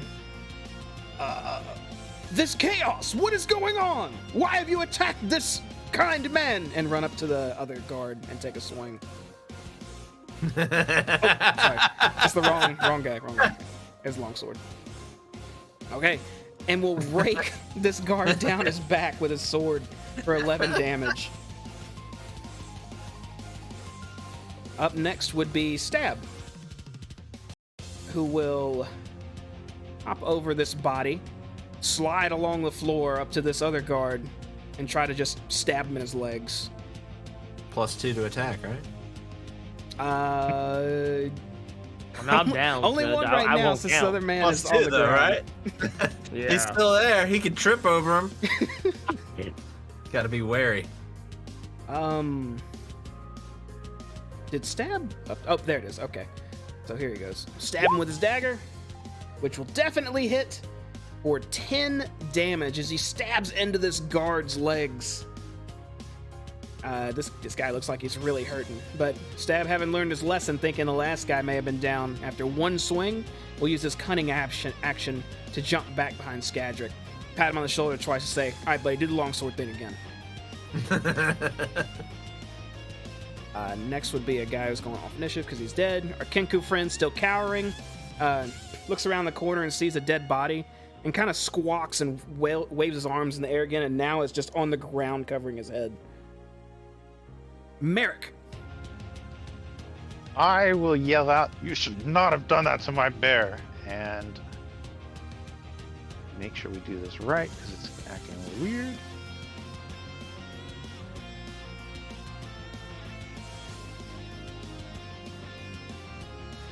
Your bear will be at 0 now, right? So. Yeah, my bear is dead. I Okay. I can't see his bar, so I didn't know it Oh, was my there. bad. Damn, I did terrible at that tonight. Do that. All right, you fire He's your down. bow off at who you firing at? I'm firing at the big bad. I think that's a miss. That is a miss. As he sees the arrow coming, he kind of just jukes out of the way of it. I guess my fear is clouding my aim. Any bonus And, actions you can do? Nothing that I want to do yet. We're good. Okay. That's it. Hayes. Okay. I'm gonna shake it off. We're just gonna shake it off. And I'll kind of pull my hair back a little tighter. And I'm gonna run forward, kind of past this table. And I am going to, again, hold out my palm and shoot an ice knife at Kashara here. So I need to make a spell attack. Fuck. Okay, It's going to miss, but it and Amric still need to make a dex save. as it passes, because it explodes, right? Yeah. If you're firing it at Kashara and it would have missed, it might not land exactly near Kashara, right? It could have flown wild. Like it's not a guaranteed save every time you use it, is it? I'm just gonna read it here. So you fling it at one creature, make a spell attack against the target. On a hit, the target takes 1d10 piercing. Hit or miss, the shard then explodes. Okay. The target and each creature within 5 feet of it must succeed on a dexterity saving throw. Okay, so it is no matter what. Yeah. In that case, both of them will make dex savings throw. Starting with Amric.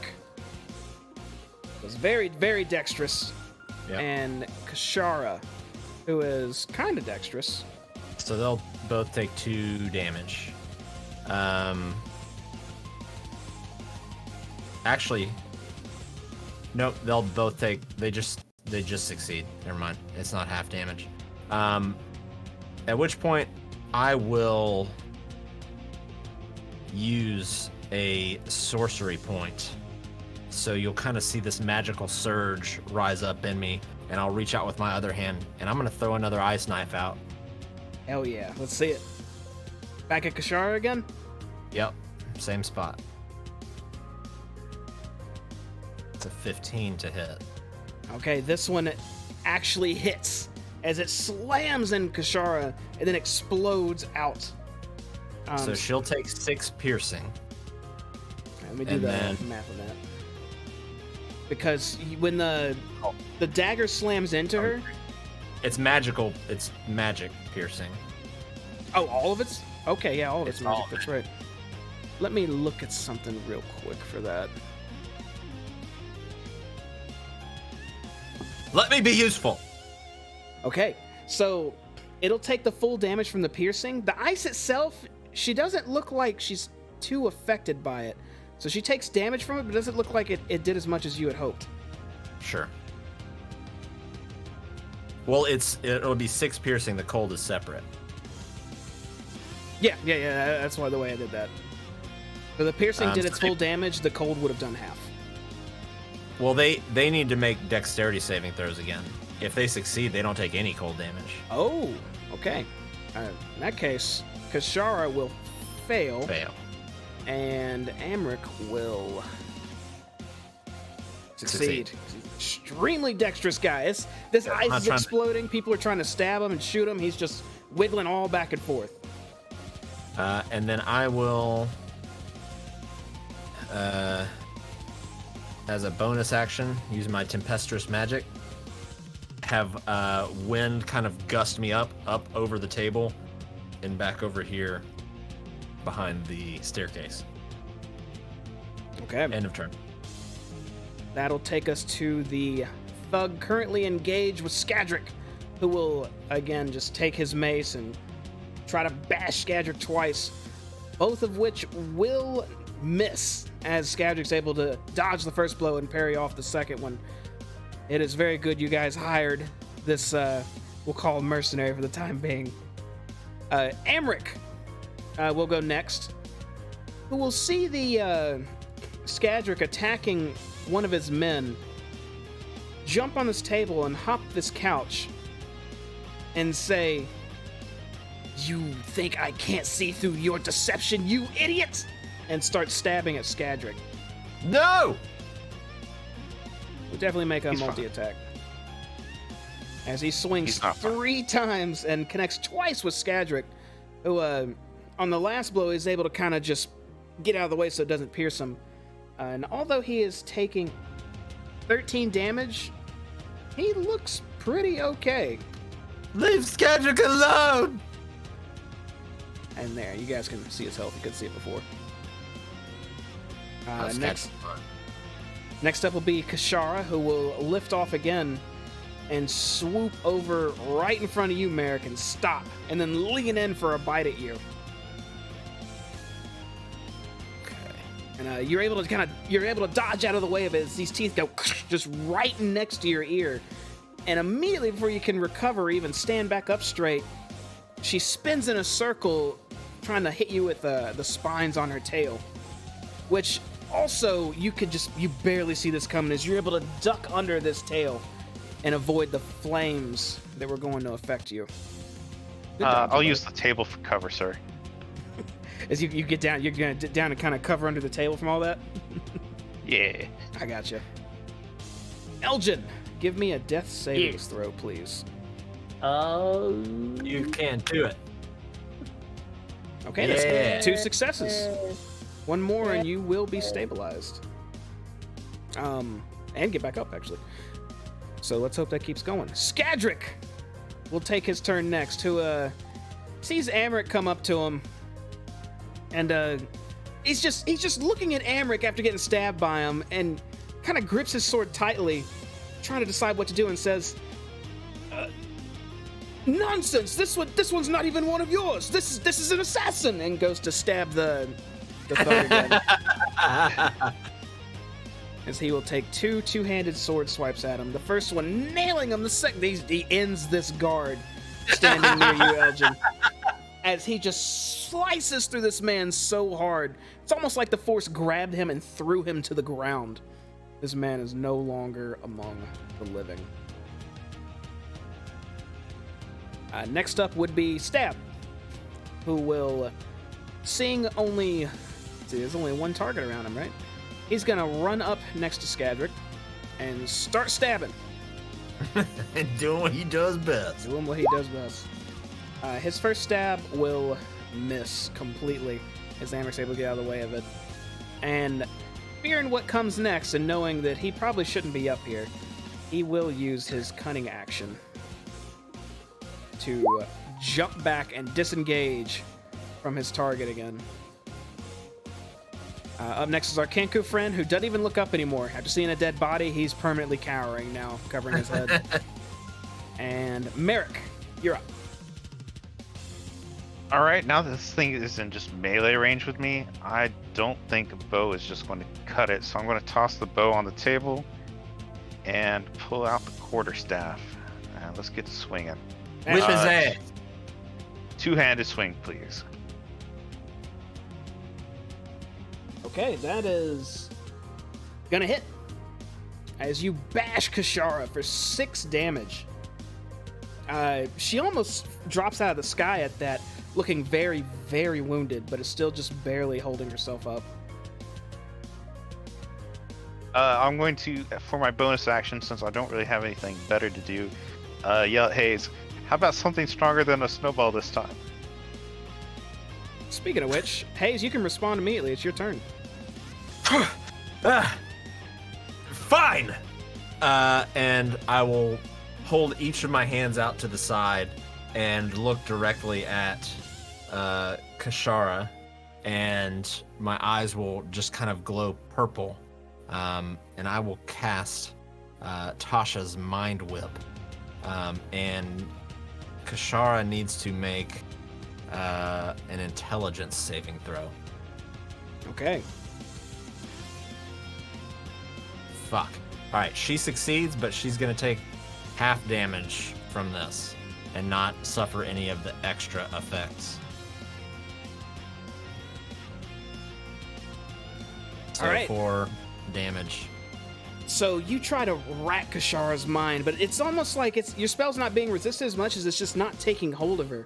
However, you can see her start quivering up in the air and grasp at her head, almost like she's clawing at her own face.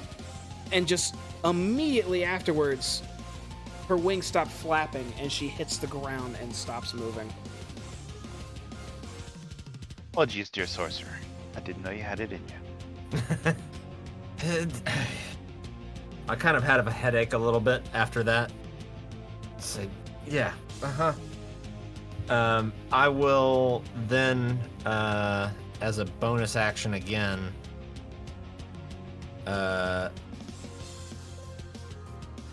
have the wind pick me up and carry me here, and when I land, I'll come around the side here, and I'll call out to Amric and say, "You're all alone! Stand down! Stand back!" Okay. Are you trying to... Well, you know, we'll see I what used happens. my action. I wasn't really intending to do anything with that. Okay. In that case, we're going to... Elgin, make a death save for me. All right. One more success, you get back up. That'll do it.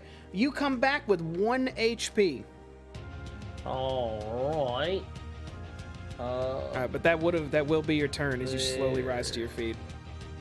Gotcha. I am back up. Skadrick will look at Amric, seeing as he's the only one left with his sword, and say, well, everything seems all right now. Very good. And just start walking away. Nope. Oh, him. Oh, Skadrick. Yep, I'll say, everything seems to be under control. And he just heads upstairs. Which would take us to Stab, who runs up to Amric and then yells out, "Yo, what am I doing with this guy? Am I stabbing him?" It depends. Are you done stabbing, Amric? Amric just seems to be looking at Stab with his dagger not moving, almost like he's ready to lunge forward. He Looks doesn't say like we anything. stab him. Stab holds his dagger in place and is, it looks like, yeah, you know what? He is gonna stab. Stab is gonna stab.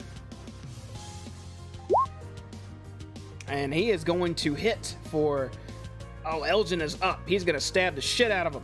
17 damage. As Amric, gets stabbed in the gut. And, it looks like Stab's about to go for another one. Amric holds his hand up, says, wait. I give up, and just drops his dagger on the ground. Merrick, we're still going to be initiative until you guys decide you're done fighting as well, so it's your turn for now. Since he is surrendered, I am going to... Why am I gonna... That's 5, 10. I'm going to start working my way around the room. 15, 20. That was a bear. That's still a bear.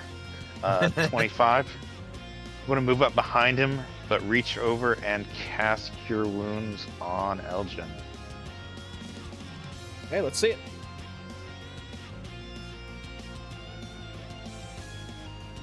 That may go off twice. All right, Elgin, you recover 7 health. Got it. And then He's last... not all the way like standing. I will give him a hand to steady him. Yeah, he was slowly rising up off the ground, looking Yeah. real hurt. But now you healed a couple of his wounds. He's feeling a little bit better. Hayes, This will be the last turn of initiative unless you're being aggressive. No, I'm gonna walk up to him calmly and say, why don't we go have a seat over here? And this time with less extra ingredients in the drinks, yes? Emmerich just removes himself from his crouch position, just stands up, hands at his sides, and extended out to his sides, so you know they're not near his pockets or anything. And he says, I suppose we can have a chat again. Didn't know our deal would sting you this much. And turns around and starts walking back to his standard seat. And just takes a seat. And we are going to exit combat. And we are also, before we move on, going to take a quick break. Yay. We're going to take, what do you think? You guys want 10 minutes? Yeah, 10 would be good for me. Okay. Yeah, it would do 10. All right, we're going to take a quick 10 minutes. Be right back. We clearly have an interrogation about to happen. Knowing these guys, it might be a little bloody. So stay tuned to see how that goes.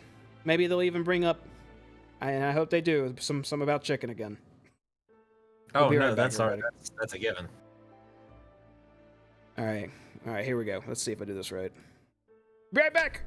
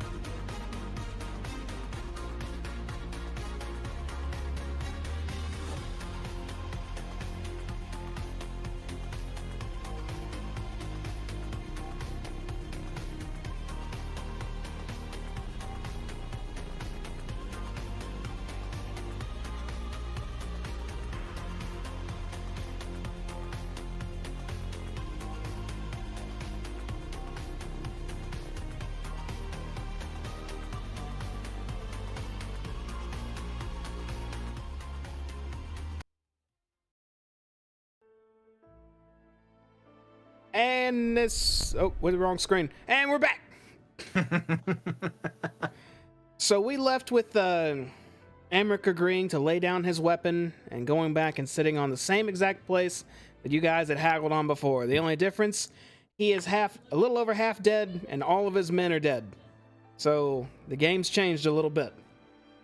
He sits on the couch and his eyes are half closed. He looks like he's trying to look casual, albeit his clothes are a little torn and ripped. He has a few holes in them. He lets out a few coughs, but seems like he's still willing to have a conversation. He says, "So here we are, here to discuss, I believe," and he looks to you, Hayes, "why I put something in your drinks? Is that what you said?" A few things, actually. And I'll motion for him to scoot over, because I want to sit down next to him. As you motion for him to scoot over, he smiles up at you and says, "Well, we're all friends now, right? So sure, have a seat."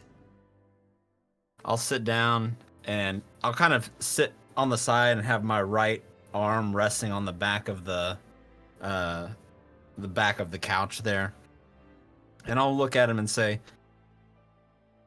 "You bring up a good point, though. You bring up a great point. What exactly was it you tried to put in our drinks?" He lets out and by try, I mean, what did you put in them?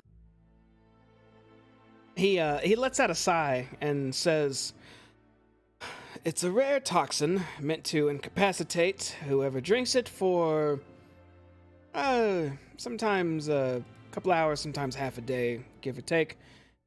But, yeah, I intended to." He looks around the room.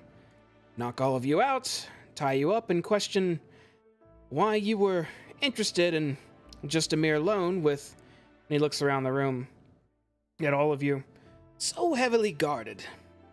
When it failed, and you," he looks at you, Hayes, "who seem to have taken a drink and been fine, I simply just went along with lending you money. And you took my money, assumed you didn't intend to pay it back. I assumed that maybe I shouldn't mess with these men who have somehow avoided getting poisoned so easily, and that was that. Till you came back down, murdered all of my men, and, he rubs his hand on his chest a bit, did a little bit on me as well. I'd say I did a little bit on you too, though, didn't I?" As he turns and looks up at you, Elgin. I'm gonna tap him on the top of his head You don't with my mace.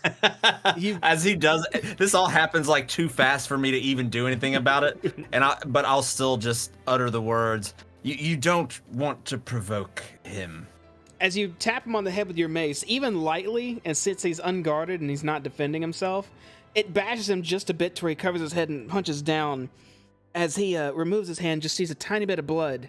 "Oh, yes, that... I could probably crush my head right now if you wanted. Perhaps I should be a bit more specific in my choice of words." That would be a great it. From across the table, I will also still have my quarterstaff in a aggressive position, while looking over at my poor bear and go, "Yes, you should." Now, is this how you typically treat all your potential, I guess, what's the word I should use? Business partners that you so much as just slightly suspect? "Only the ones who don't seem desperate." Yeah. Well, I'll have you know that the chicken is really a real idea. It is. And I need to ask you, and I want you to be blunt with me. I'll lean forward a little bit. Did you really like the chicken? Did you enjoy it? He looks over at you, Merrick. Are you looking at him kind of like you're ready to pounce him the moment he does anything? Yes. And then he kind of turns and looks up at you, Elgin. How are you looking at him right now? I'm looking down. I'm looking directly at him, and I have my mace literally like just kind of cocked up ready to like tap him again in the top of his head if he says anything I do not like. He turns back to you, Hayes, and as he's turning, he says, "Why, yes, it was incredible. Best thing I've ever tasted, in fact." I knew it. I look back at Elgin and Merrick and say, hey, this was a good idea. It was a great... Right. Back. Focused. Focus, Hayes. All right.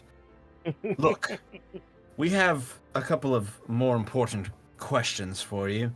And I'll be honest with you, I'm going to be very straightforward, and some of this may come as a shock to you, maybe not. All I ask is that you're truthful. If you're truthful, then perhaps you leave this boat with all of your parts intact. So, your brothers, one of which we had the pleasure of running into, Mortlock. Oh, gods. He starts rolling his head. No, don't roll your eyes. Why? Why did you set him up? Why have him killed? Set him up? Maybe I should.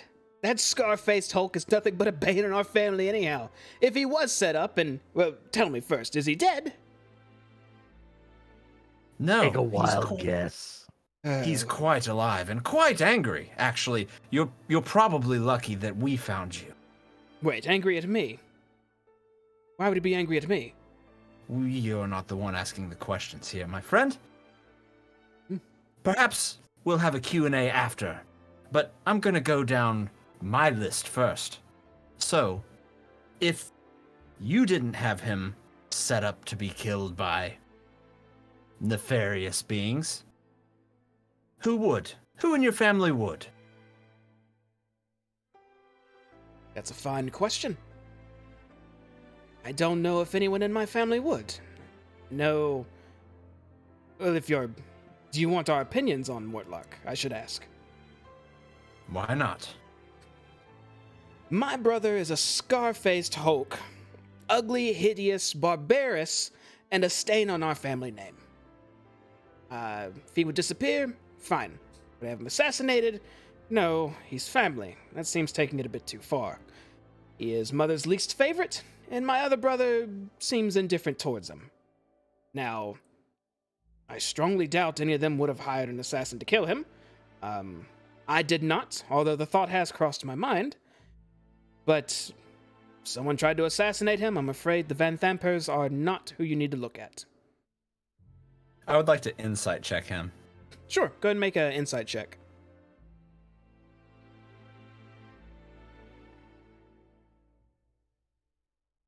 Okay, during his entire speech about how his family should have had nothing to do with it, he didn't give any signs like any weird blinks multiple times or any fidgeting movements when he was speaking. He seemed to speak calmly and coolly the entire time while making direct eye contact with you.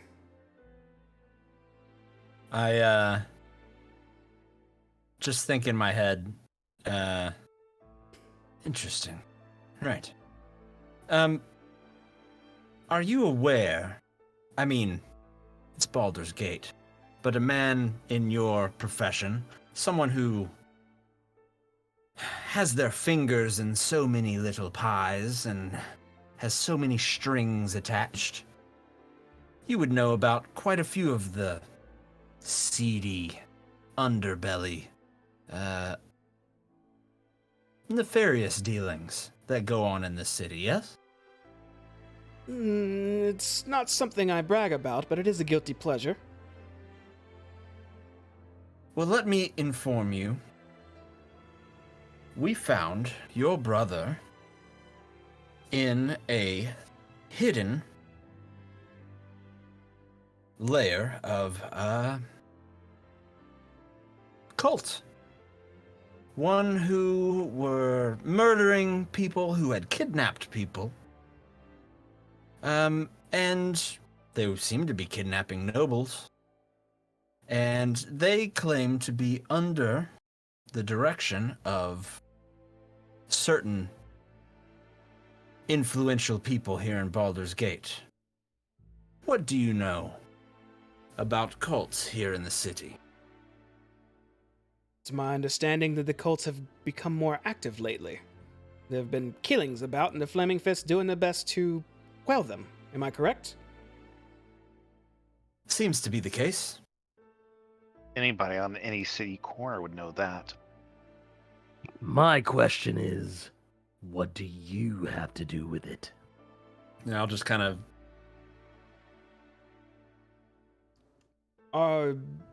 If you're making an implication, allow me to say and go ahead and put to rest the idea of me being involved with some sort of cult. Now, Mortlock, I wouldn't be surprised, but maybe even Thirstwell, perhaps, but I strongly doubt it. He has Let his me put it pets. this way. I'm going to stop you there and say I saw Mortlock personally bash in multiple cult members' heads after he barely escaped with his life from them. Thirstwell, your brother, who we already have on our radar, but as Elgin said, what do you think your mother and your family would have to gain by, let's say, eliminating or sowing the seeds of doubt for the need for a city watch, for the Flaming Fist? What does that sound like to you? He kind of cocks his head back a bit and looks at you a bit confused with an eyebrow raised and says, "Sounds like bad business to me.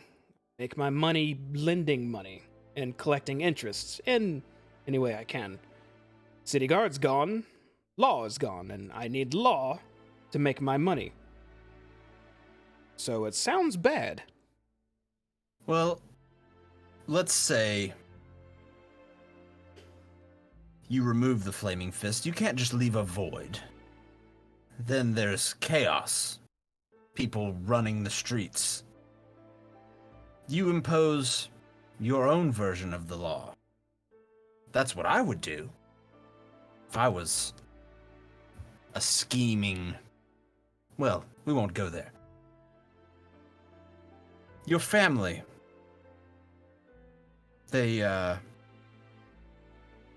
seem to have their finger on the pulse of the city. You on the money lending side, Mortlock doing God knows what he does. What does Thirstwell do besides hide in your family home? You were already aware. Perhaps that buffoon spoke to you already.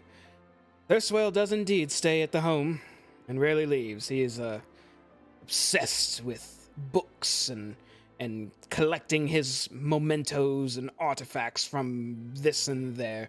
Similar to how, and he looks down over at the dead Kashara, I like to collect pets that's very rare and almost never see, but everyone has their hobbies. Yeah, we have a friend that likes pets too. And I'll look over at Merrick and then look at the dead bear on the ground. I almost want to just jab him a little bit with the quarterstaff just to rub it in. You'll see me like rear back for a second and try to calm myself down. Now, we're having a peaceful conversation. Just a chat amongst business partners now. Right? Right. Speaking of pets, were those two up on the top deck yours too, or your brothers? And where did they go? Two up on the top deck. Two guards. The Ravens. Let's not play dumb. guards. We asked you about Kashara. May whoever rest her soul. You said that if her spines were to go through a seagull, there would be nothing left.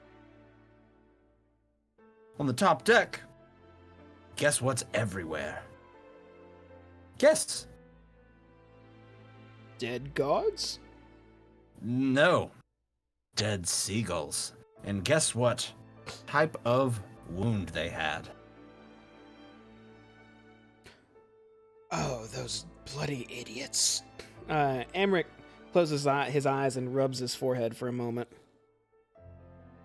You're referring to my brother's... I'll call them his pets. His spies. That would make sense. He keeps some here to keep an eye on me. You said they looked like birds, yes? Ravens. Ravens, yes. Hmm. And they flew away towards the upper city. I believe those were likely... I don't even know what to call them. They almost look like little devils. What, like me? He looks at you for a moment, up and down, and says, much smaller.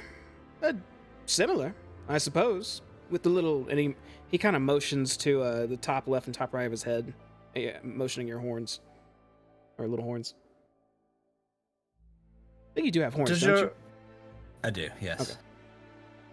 Okay. I'll say, so... Thirstwell, he lives at home. Your mother, she stays there as well? Mother is in and out of the manor quite a bit. She is a member of the Baldur's Gate Upper Council, and knows almost every dangerous person in this city. And how much information would you say you're privy to when it comes to your mother? Not as much as I wish I were. She's a powerful, amazing woman, I will say that. But her dealings are her own, typically. She's normally wrapped up in some political this and that and leaves us to our hobbies. Right. Well, I'm sure you're privy to the fact that an entire city went missing east of here. I've heard the rumors. Come on now. You've heard more than rumors. Word is that an entire city vanished all at once, and now refugees flood outside the gates demanding to be let in, but the noble and mighty Flaming Fist keep those refugees out of the city so that they may starve and kill one another. Justice. Don't rattle off the propaganda that you see on the posters around town. What do you know? About the disappearing city. Yes. He looks like he's taken aback a little bit as he kind of looks around the room at nothing in particular, but a bit concerned and looks back up at you. I know that it's gone. I'm sorry, if there's an implication, I'm not sure how to address it. The I'll look over it. implication Yeah. go ahead. is that your mother is dealing with nefarious groups that have the power to possibly make cities disappear. And I'm afraid that we kind of like the city where it's at. And if I might add a tidbit onto that, your dearly beloved Kashara, she had a certain look about her. Elgin, what would you say Kashara was? A fiend. A fiend. Wow. And your brother Thirstwell seems like he has a similar penchant for fiendish creatures. Where do you get a fiend from? You don't go down to the fiend store and say, I'd like 3 fiends, please. You usually have to sell your soul or do some other wayward deal. So where did you get your fiend from? In the tall grass? Baldur's Gate has all sorts of merchants and whatnot that pass through. Met a strange man, he showed me his wares, he showed me that creature. Purchased it, for a hefty fee, I might add, 200 gold. And Thirstwell, his fiends. I wouldn't be surprised if he found some weird book that allows him to summon this and that. He reads so damn much. Who knows, maybe he'll be summoning skeletons soon. I'll look at Elgin and Merrick and say, pretty big coincidence that your family has such a penchant for just owning fiends, yet knows nothing about devil-worshipping cults. You know what I say? I think he's lying to us. I'll look at him again up and down. Do I need to make another insight check, just like overall? So, Or has he retained that same demeanor this whole time? just now, only when Elgin said, I think he's lying, Amerik's head didn't turn, but his eyes kind of shifted to his left, almost like he thought about turning to look at Elgin, but changed his mind. I'd still go off your past insight check, but I will tell you, insight as a whole is not necessarily to determine if someone's lying, but more if they're given signs of acting strange and relaying information. For instance, there are cases where you could roll a 30 against someone and they can still look completely collected, but doesn't necessarily mean that they're not lying still. Right. It's, I mean, just going by the wordage, it's whether or not you can determine the true intentions of a creature. Mm-hmm. So looking at their body language and stuff. I want to look him over. Does he look like he has anything on him that he values? Anything that you think that I would think he would care about if he lost it? On his person, he seems to be wearing or a part of him, period. He'd likely be very unhappy if he lost an arm or a leg. Or head. Or head, yeah. Now, let's not go jumping to any unnecessary removal of parts. I just want to smash his hand. You could always pat him down, too, if you wanted. I'll pat him down. Right. Elgin wants to patch it down. He turns and looks up at you, Elgin. Well, I'm at your mercy. What would you have me do? Turn out your pockets. Everything. Weapons. Secret or otherwise. Boot knives. Anything you have on you. Let's be clear. This is not a robbery. This is not a robbery. Oh, I just want him completely disarmed. He I have no need of his money. He slowly stands up, looking at you all, and says, I know, I won't be making any sudden movements. I know, I'd rather not risk losing a piece of me for a quick escape. Although the thought did cross my mind for the sake of honesty. So, start with this. And he slowly starts reaching down to his left boot, lifts his pants sleeve up, which reveals 3 small throwing knives that he pulls out one at a time and drops on the ground. I'm still relaxed on the couch. I haven't even moved. He then does the same thing with his boot on the right and takes 3 more throwing knives out and drops them to the ground. He then slowly reaches into his coat and brushes it to his right side, to which now you can see a pouch there. Reaches into the pouch and takes out a small gray ball and holds it up in the air. And then he's kind of smiling at you all. And then he looks over at Elgin and just holds out the ball to you and says, "Smoke bomb." I'll take it. And you take the smoke bomb from him. Just in case I Anything ever else? end up in a situation like this. No, I'm afraid, minus the clothes on my back, that's all the aggressive stuff I had on me.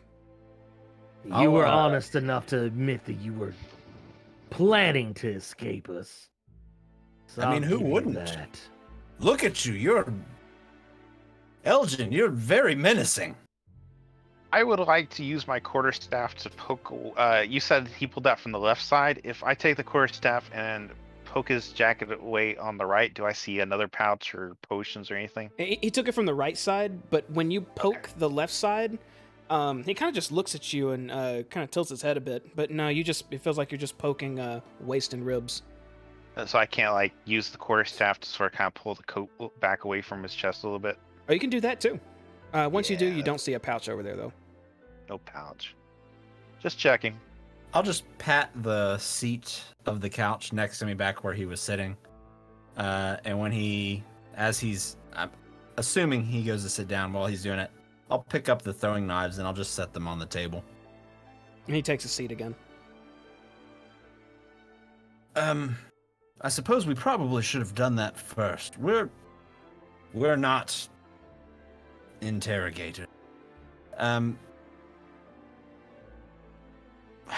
Look, we're in sort of a weird position here. We're of the belief, I believe, can all say this in agreement, that your family is poisoning and trying to take over this city. And I kind of look Slaves to to Elgin. fiends. I'll look over to Merrick and look at his reaction, Evil. and then I'll look back Evil to incarnate. I'll look back to Stab and say, Yeah, I don't like the cut of his jib. I don't like it at all. "We don't like the cut of your jib. We don't. It's just, look, we get it. Baldur's Gate, you found your place. Well, let's be honest with your family. You were given your place. But you made it your own. You found a spot here on this lovely boat, and you ran your weird business. I'm going to be very honest with you now. I think that as soon as we leave here, you're going to send out word to all of your friends. Maybe not your family, I don't know. It seems like you're not overly fond of all of them. Regardless, you have lots of connections. Lots of connections. And I imagine you know lots of people with lots of weapons and lots of ways to exact your revenge on us. So how do we know if we let you live?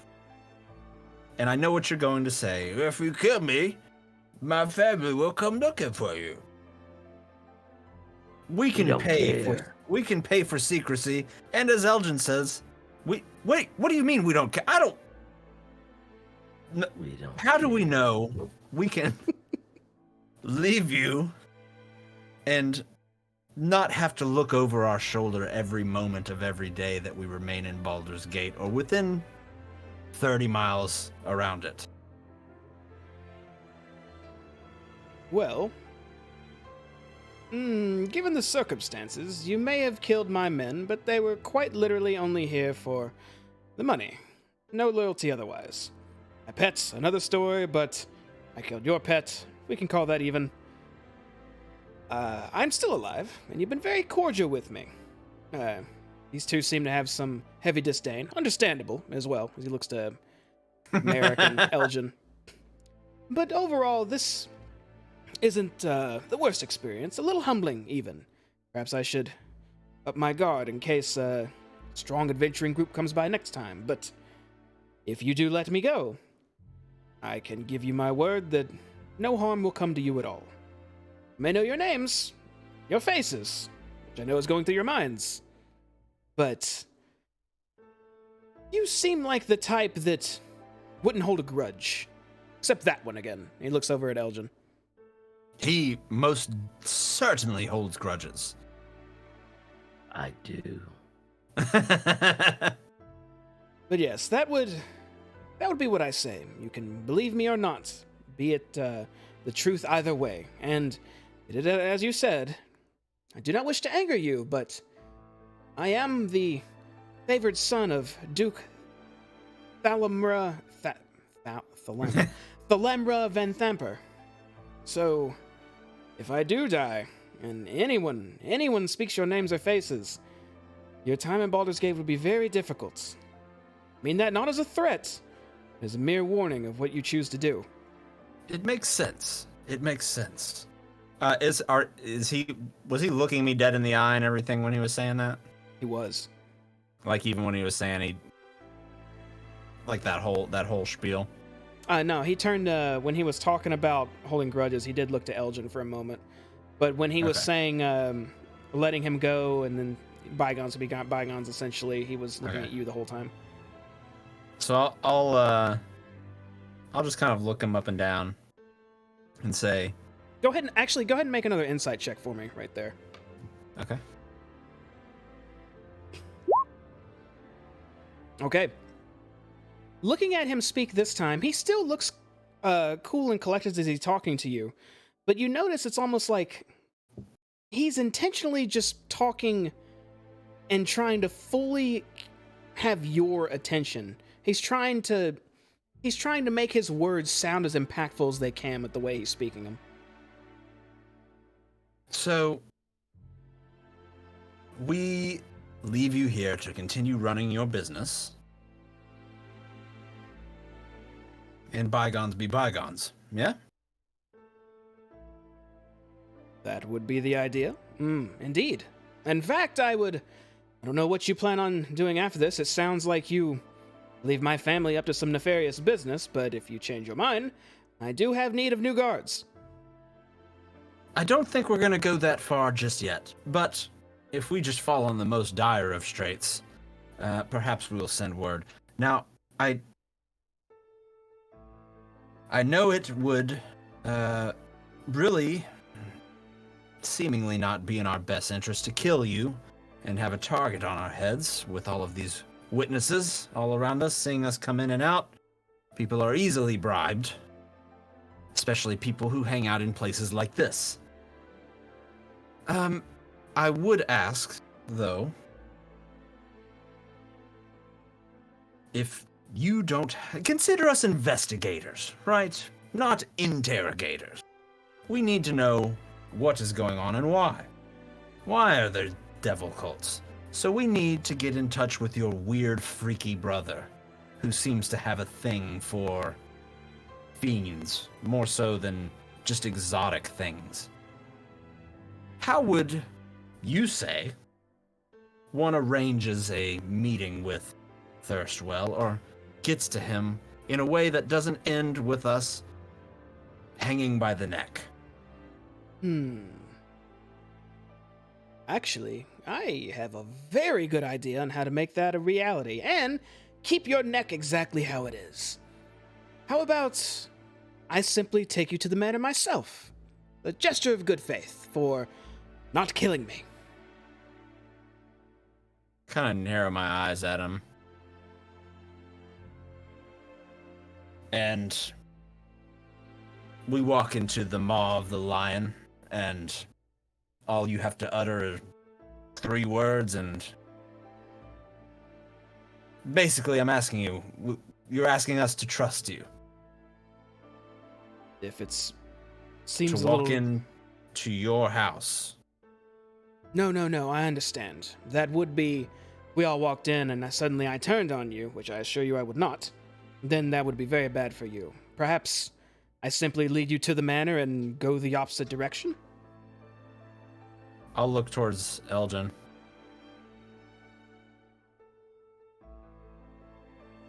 It'd be a trap. But even if it was, I don't think he's stupid enough. He does seem to have a good head on his shoulders, for the most part. Merrick, make except for the part... Sorry, go ahead. No, I was just gonna say, except for the part where he tried to poison us. Merrick, you've kept your eyes locked on him the whole time while Hayes has been talking to Elgin. Make an insight check for me. Get that one off. Yep. Okay. Okay.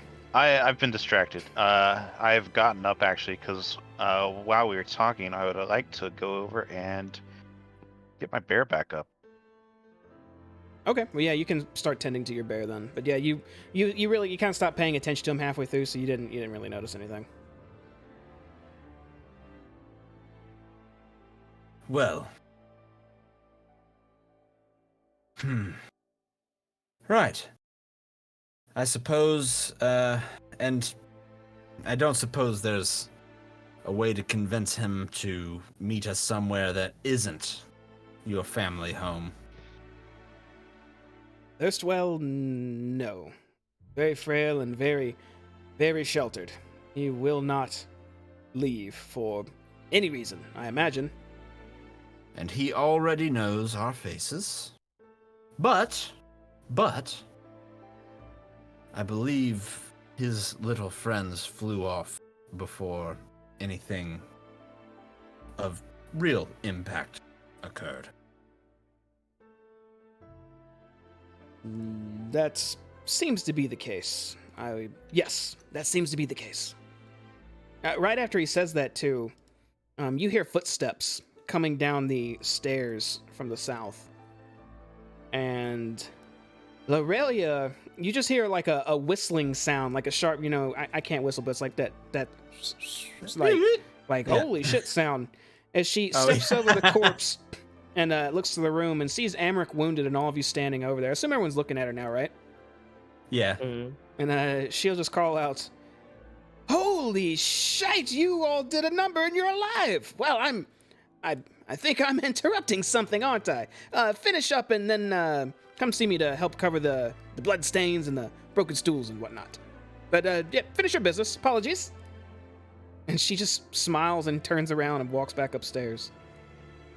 We want to let her go back up there? I think she's fine. She doesn't care what happens. The lady could talk. So I don't think we could stop her if we wanted to. Yeah. I seem to agree with Elgin here. Okay. Well, where do we go from here then? We need to pay his good mother a visit, I believe, because she seems to be the root of all these issues. Nonsense, I assure you. Oh, sorry, apologies. Perhaps baby brother we pay a visit to. He has, at this point, seen our faces.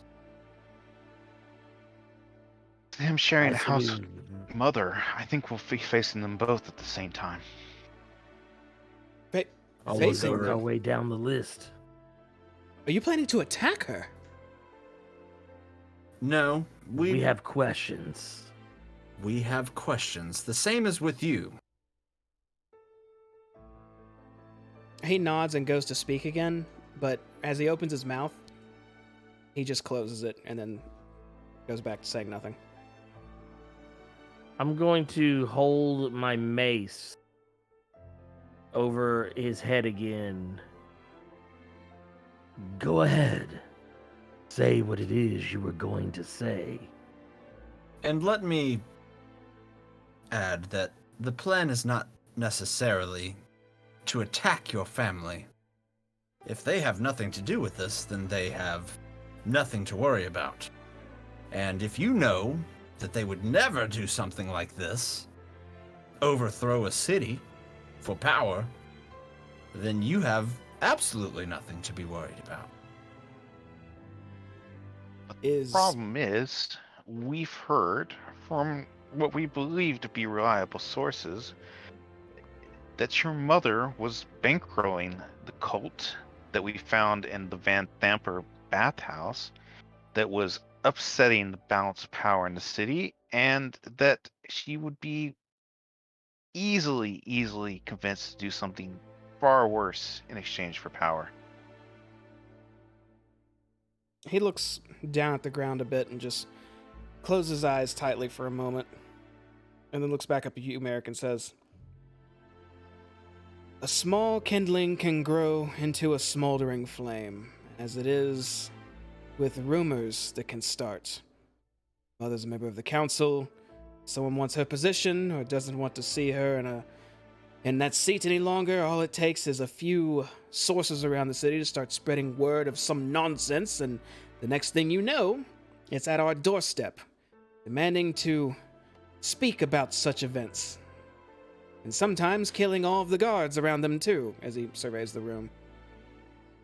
It's a shame how things end up that way, especially if they weren't true. So it's a mere coincidence that we're led to a Van Thampir bathhouse and find a Van Thampir family member being tortured and almost killed down there. Finish it off, and the person seemingly running this underground labyrinth points the finger directly at your family. All a coincidence. Don't know what a cult would have to gain from this, but I'm afraid I can only tell you what is the truth. The cult is a means to an end, my friend. You are clearly an intelligent person, and I know family can sometimes blind you to this, but look, if you were not a Van Thampir by name, and you were presented with these exact circumstances, what would you think? Would you not want to at least ask a question or two? Well, to put it bluntly, I'd be afraid to ask a question or two. Again, not to sound threatening, but this type of talk is what has people's tongues removed. I would have likely kept my head down and simply ran my business. Well, I suppose you can only speak for yourself. But we seek to bring balance back to the city. Everything's in chaos, and perhaps with the balance, a little bit of good. Oh, so you're heroes, then, eh? I wouldn't call us heroes, we're Los Pollos Hermanos.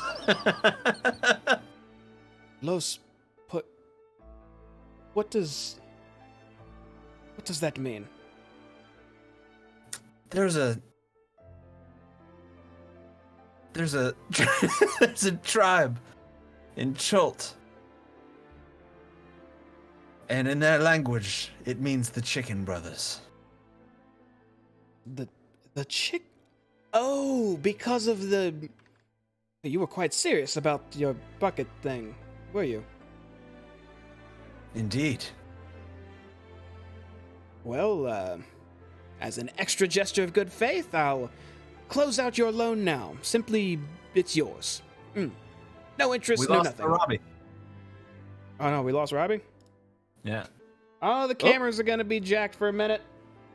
Sorry, y'all. He's back. He's back. Cameras are done being jacked for a second. Way shorter. I seem to have lost my connection, but I'm back. It was quick. I'll say, that's quite generous of you. So, and I'll kind of look at, are there windows on this level? No. There are no windows down here. I'll just kind of look back towards the staircase. It's getting a bit late in the evening. When do you say we entertain your idea and you take us to meet Thirstwell? Better to do so in the daylight, yes? You're looking to be as non-threatening as possible. Aye, the daytime would be much preferable. Although my family is known to be night owls, daytime would be best. I'll look at Elgin and Merrick. Sure. As long as it's not a trap. Oh, I feel it's a trap, but we're going to walk in anyways, aren't we? We Well, have I'll to put it follow to you the like breadcrumbs this. as they fall. If it's a trap, well, the gods help your family. I want to walk over to the Kenku and say, and I'm assuming he's still kind of hiding behind the counter. He is quivering with his head covered right now. He's been quivering for like the last 15 minutes. Excuse me, and I'll summon my mage hand to just tap him on the top of the head and then dissipate it before he looks and sees it. As soon as you tap him, he throws his arms out and lets out a loud squawk and starts saying, "It hits us! Don't hit us! It hits us!" No hitting. No, excuse me. And I'll look back towards the group over there and then look back towards the Kenku. I would like 4 ales, please. Hold the poison, please. And he slowly gets up from the counter and rests his wings on the counter itself and starts trying to calm down and says, 4 drinks. It tastes like shit. 4 drinks. Actually, make it 5. And starts slowly, and it's moving it's almost like it's moving in slow motion as it grabs 1 mug at a time and starts filling it. While that's going on, since it will take a minute to pour drinks, I'd like to go over to this stairwell and poke my head down the corner just to see what was down there. Sure. You take a few steps down the stairs, and that's what you see. Where'd I go on the map? A little to the right. Thank you.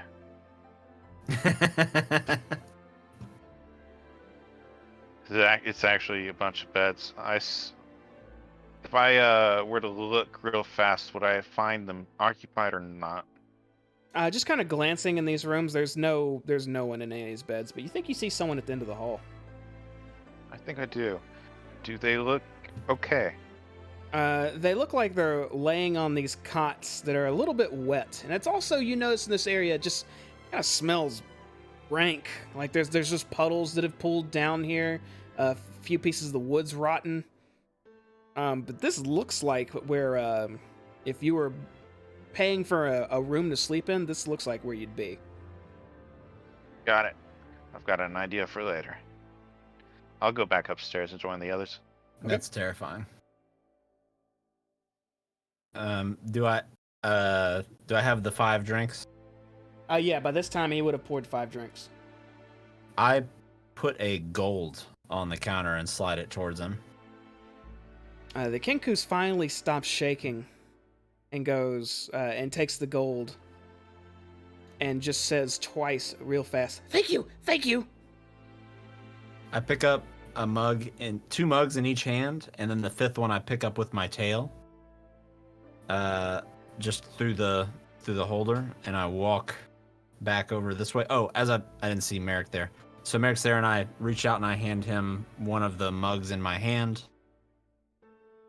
or I'll slide it towards him on the bar. I'll grab it.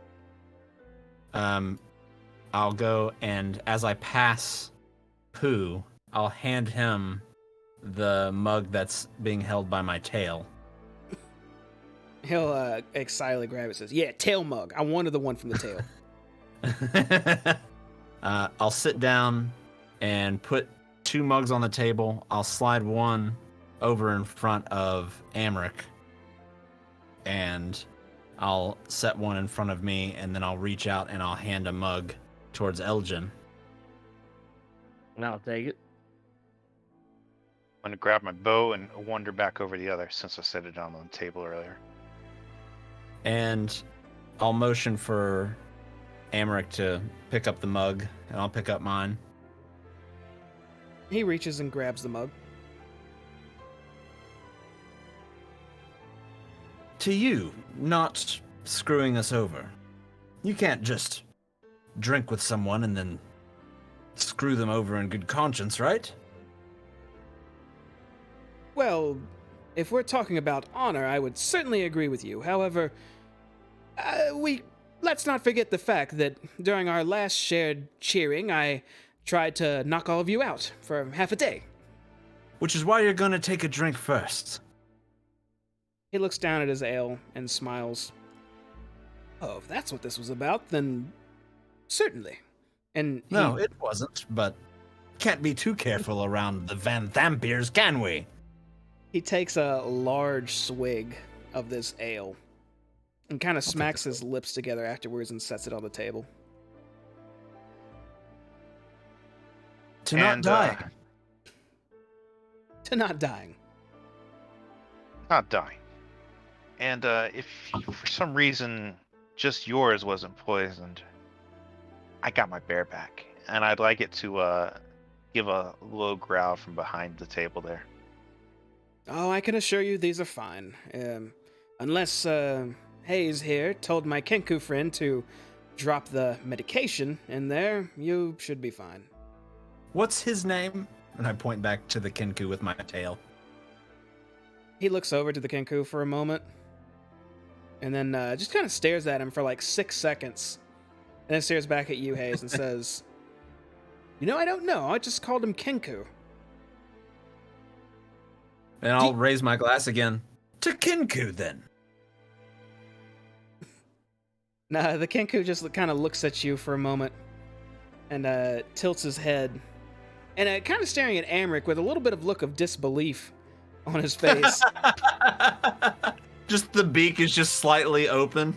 Yeah, like Amric just stared at him and said he doesn't even know his name, and the Kenku just kind of shakes his head a bit and looks like he's going to pour another drink. I'll look over to Elgin. Well, I think I've gone down my list. Elgin, do you have anything?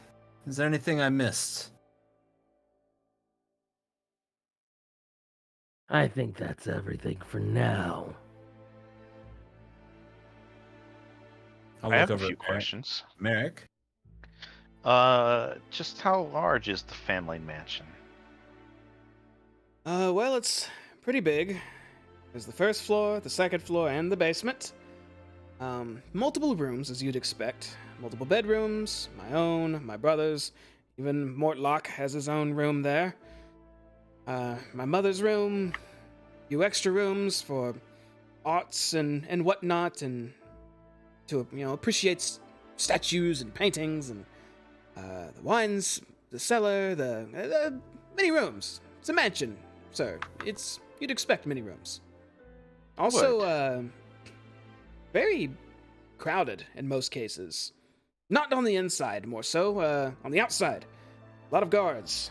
As my mother being a member of the council, you can never be too careful at who may show up and try to stab you in the back.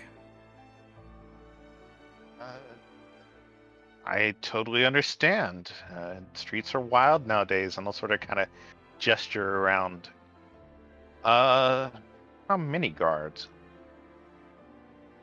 It's hard to say. Even when it's slow, perhaps maybe 10 to 15. When it's busy, perhaps 20 to 30. That varies. Always at least a squad or two, though. And I assume they're a little bit better trained than your own, or at least I would hope so. The Van Well, Damper family is very powerful. They're definitely more armored. All my men were, as you could see, wearing leathers. They're more of the hard stuff. Forgive me for speaking out of turn here, but you're asking a lot of questions for folks who just want to talk. Sometimes talks end up in arguments, and I just want to make sure what we're dealing with. I understand completely, believe me.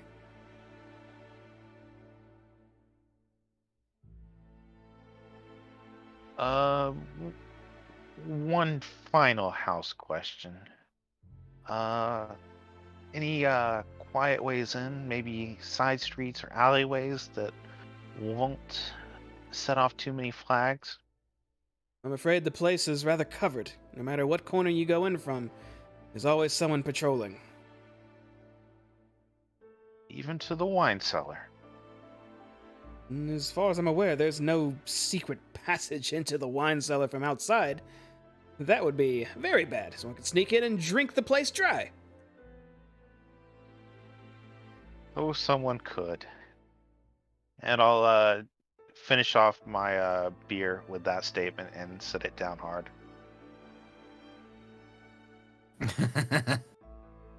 Well,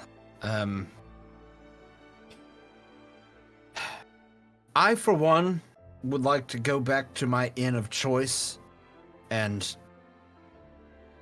rest before this. But I don't know if I fully trust you to not just disappear. I am at your mercy. And he just lowers his head to you. Maybe I look at Elgin. it's- Do we bring him with us to the inn? Perhaps just friends having a drink.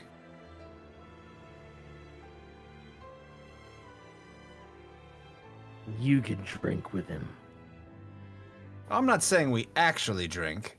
I'm just saying we bring him to the tavern. That way we can keep an eye on him until the morning. And if anyone asks, we're just business partners having a drink. Someone, and I look at Someone's Amric. likely going to see him, recognize him. We put a we hood on him, disguised him. and we go straight to the room. But if anybody asks, he just had a few too many and needed to lie down. I could simply I treat can you as my smell it. friends. I think we're maybe past that. Friends don't just, try to poison each other. Oh, no. I don't. Well, I treat you as such. Right now, we are acquaintances. However, if I were to try anything in your care at this inn of your choosing, I imagine I would quickly be bashed, stabbed, poked or shot, and then maybe turned into an icicle. So, trying something seems outside of the realm of possibilities. We'd feed you to the murder rug. I'm not sure what you're talking about, but if you wish to dress me up and hood me, I can play the role as humble hermits who cannot speak as well. Your choice. Again, your mercy. Probably best for you that you don't know what the murder rug is, but yes, I think the best case is to cloak you and take you straight to the inn, and you stay in the room with Elgin and myself. Or Elgin Don't and... you- And I'll look Sorry, back I at was gonna Stab. say, Elgin and Stab.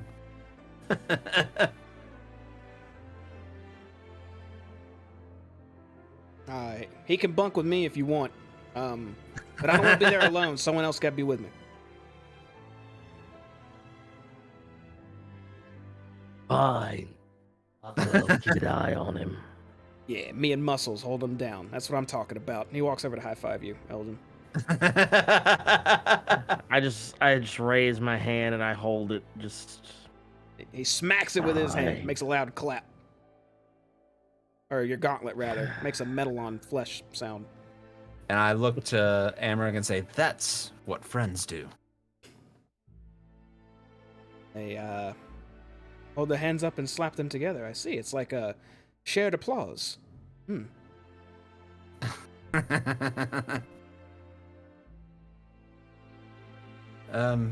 Well, do you have your own hood and cloak, or should we provide one for you?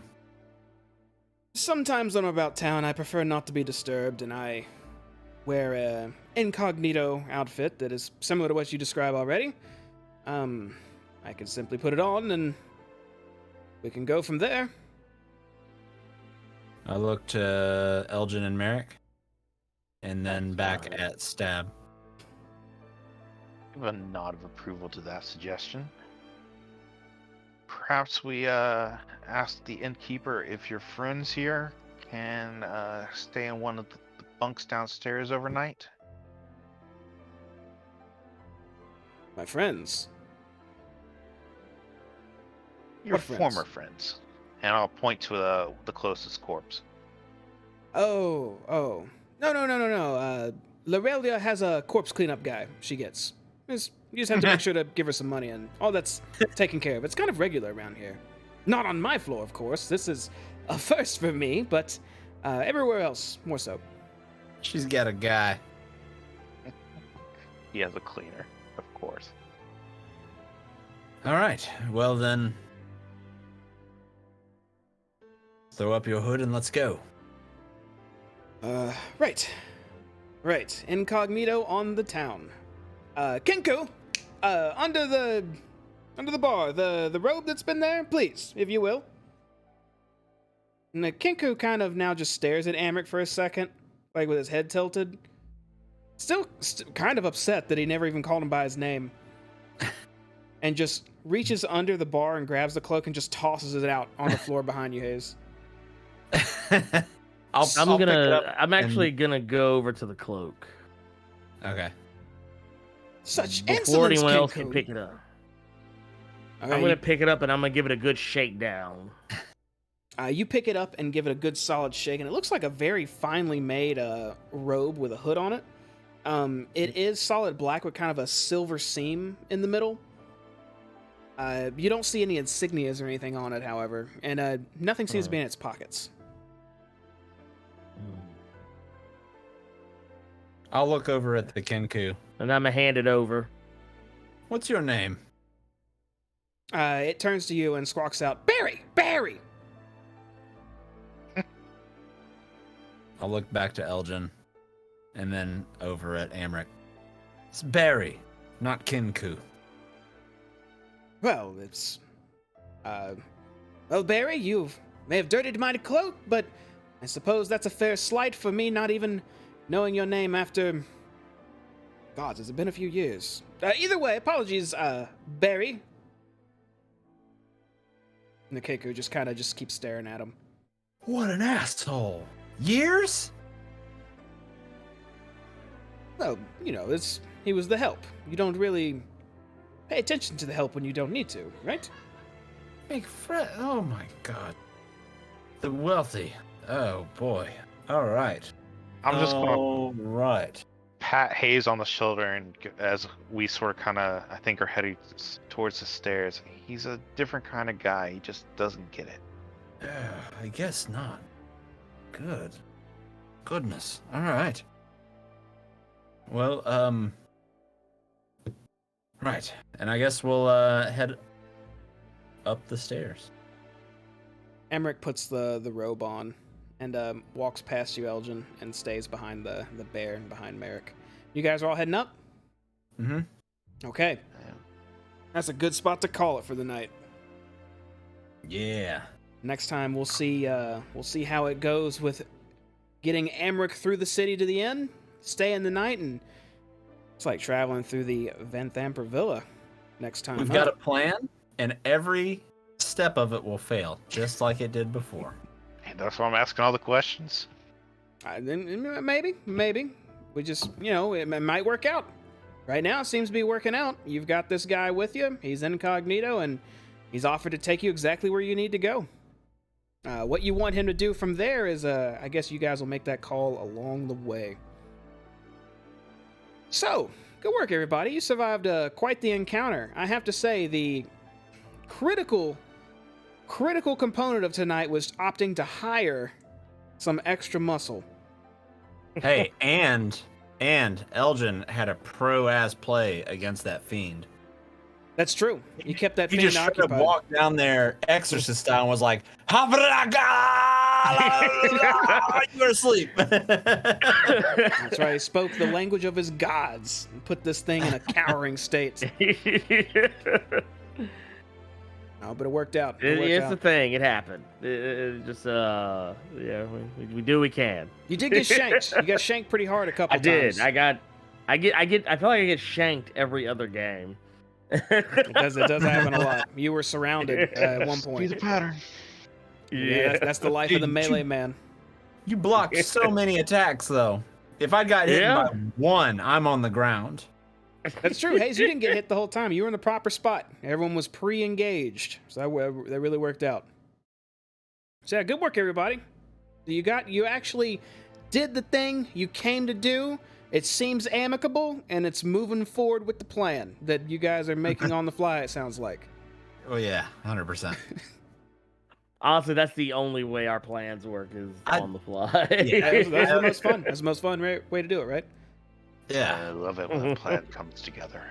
All right, well, unless anyone's got some comments or whatnot, I'm going to go ahead and drop some closing statements here. Anybody got anything before we get out of here?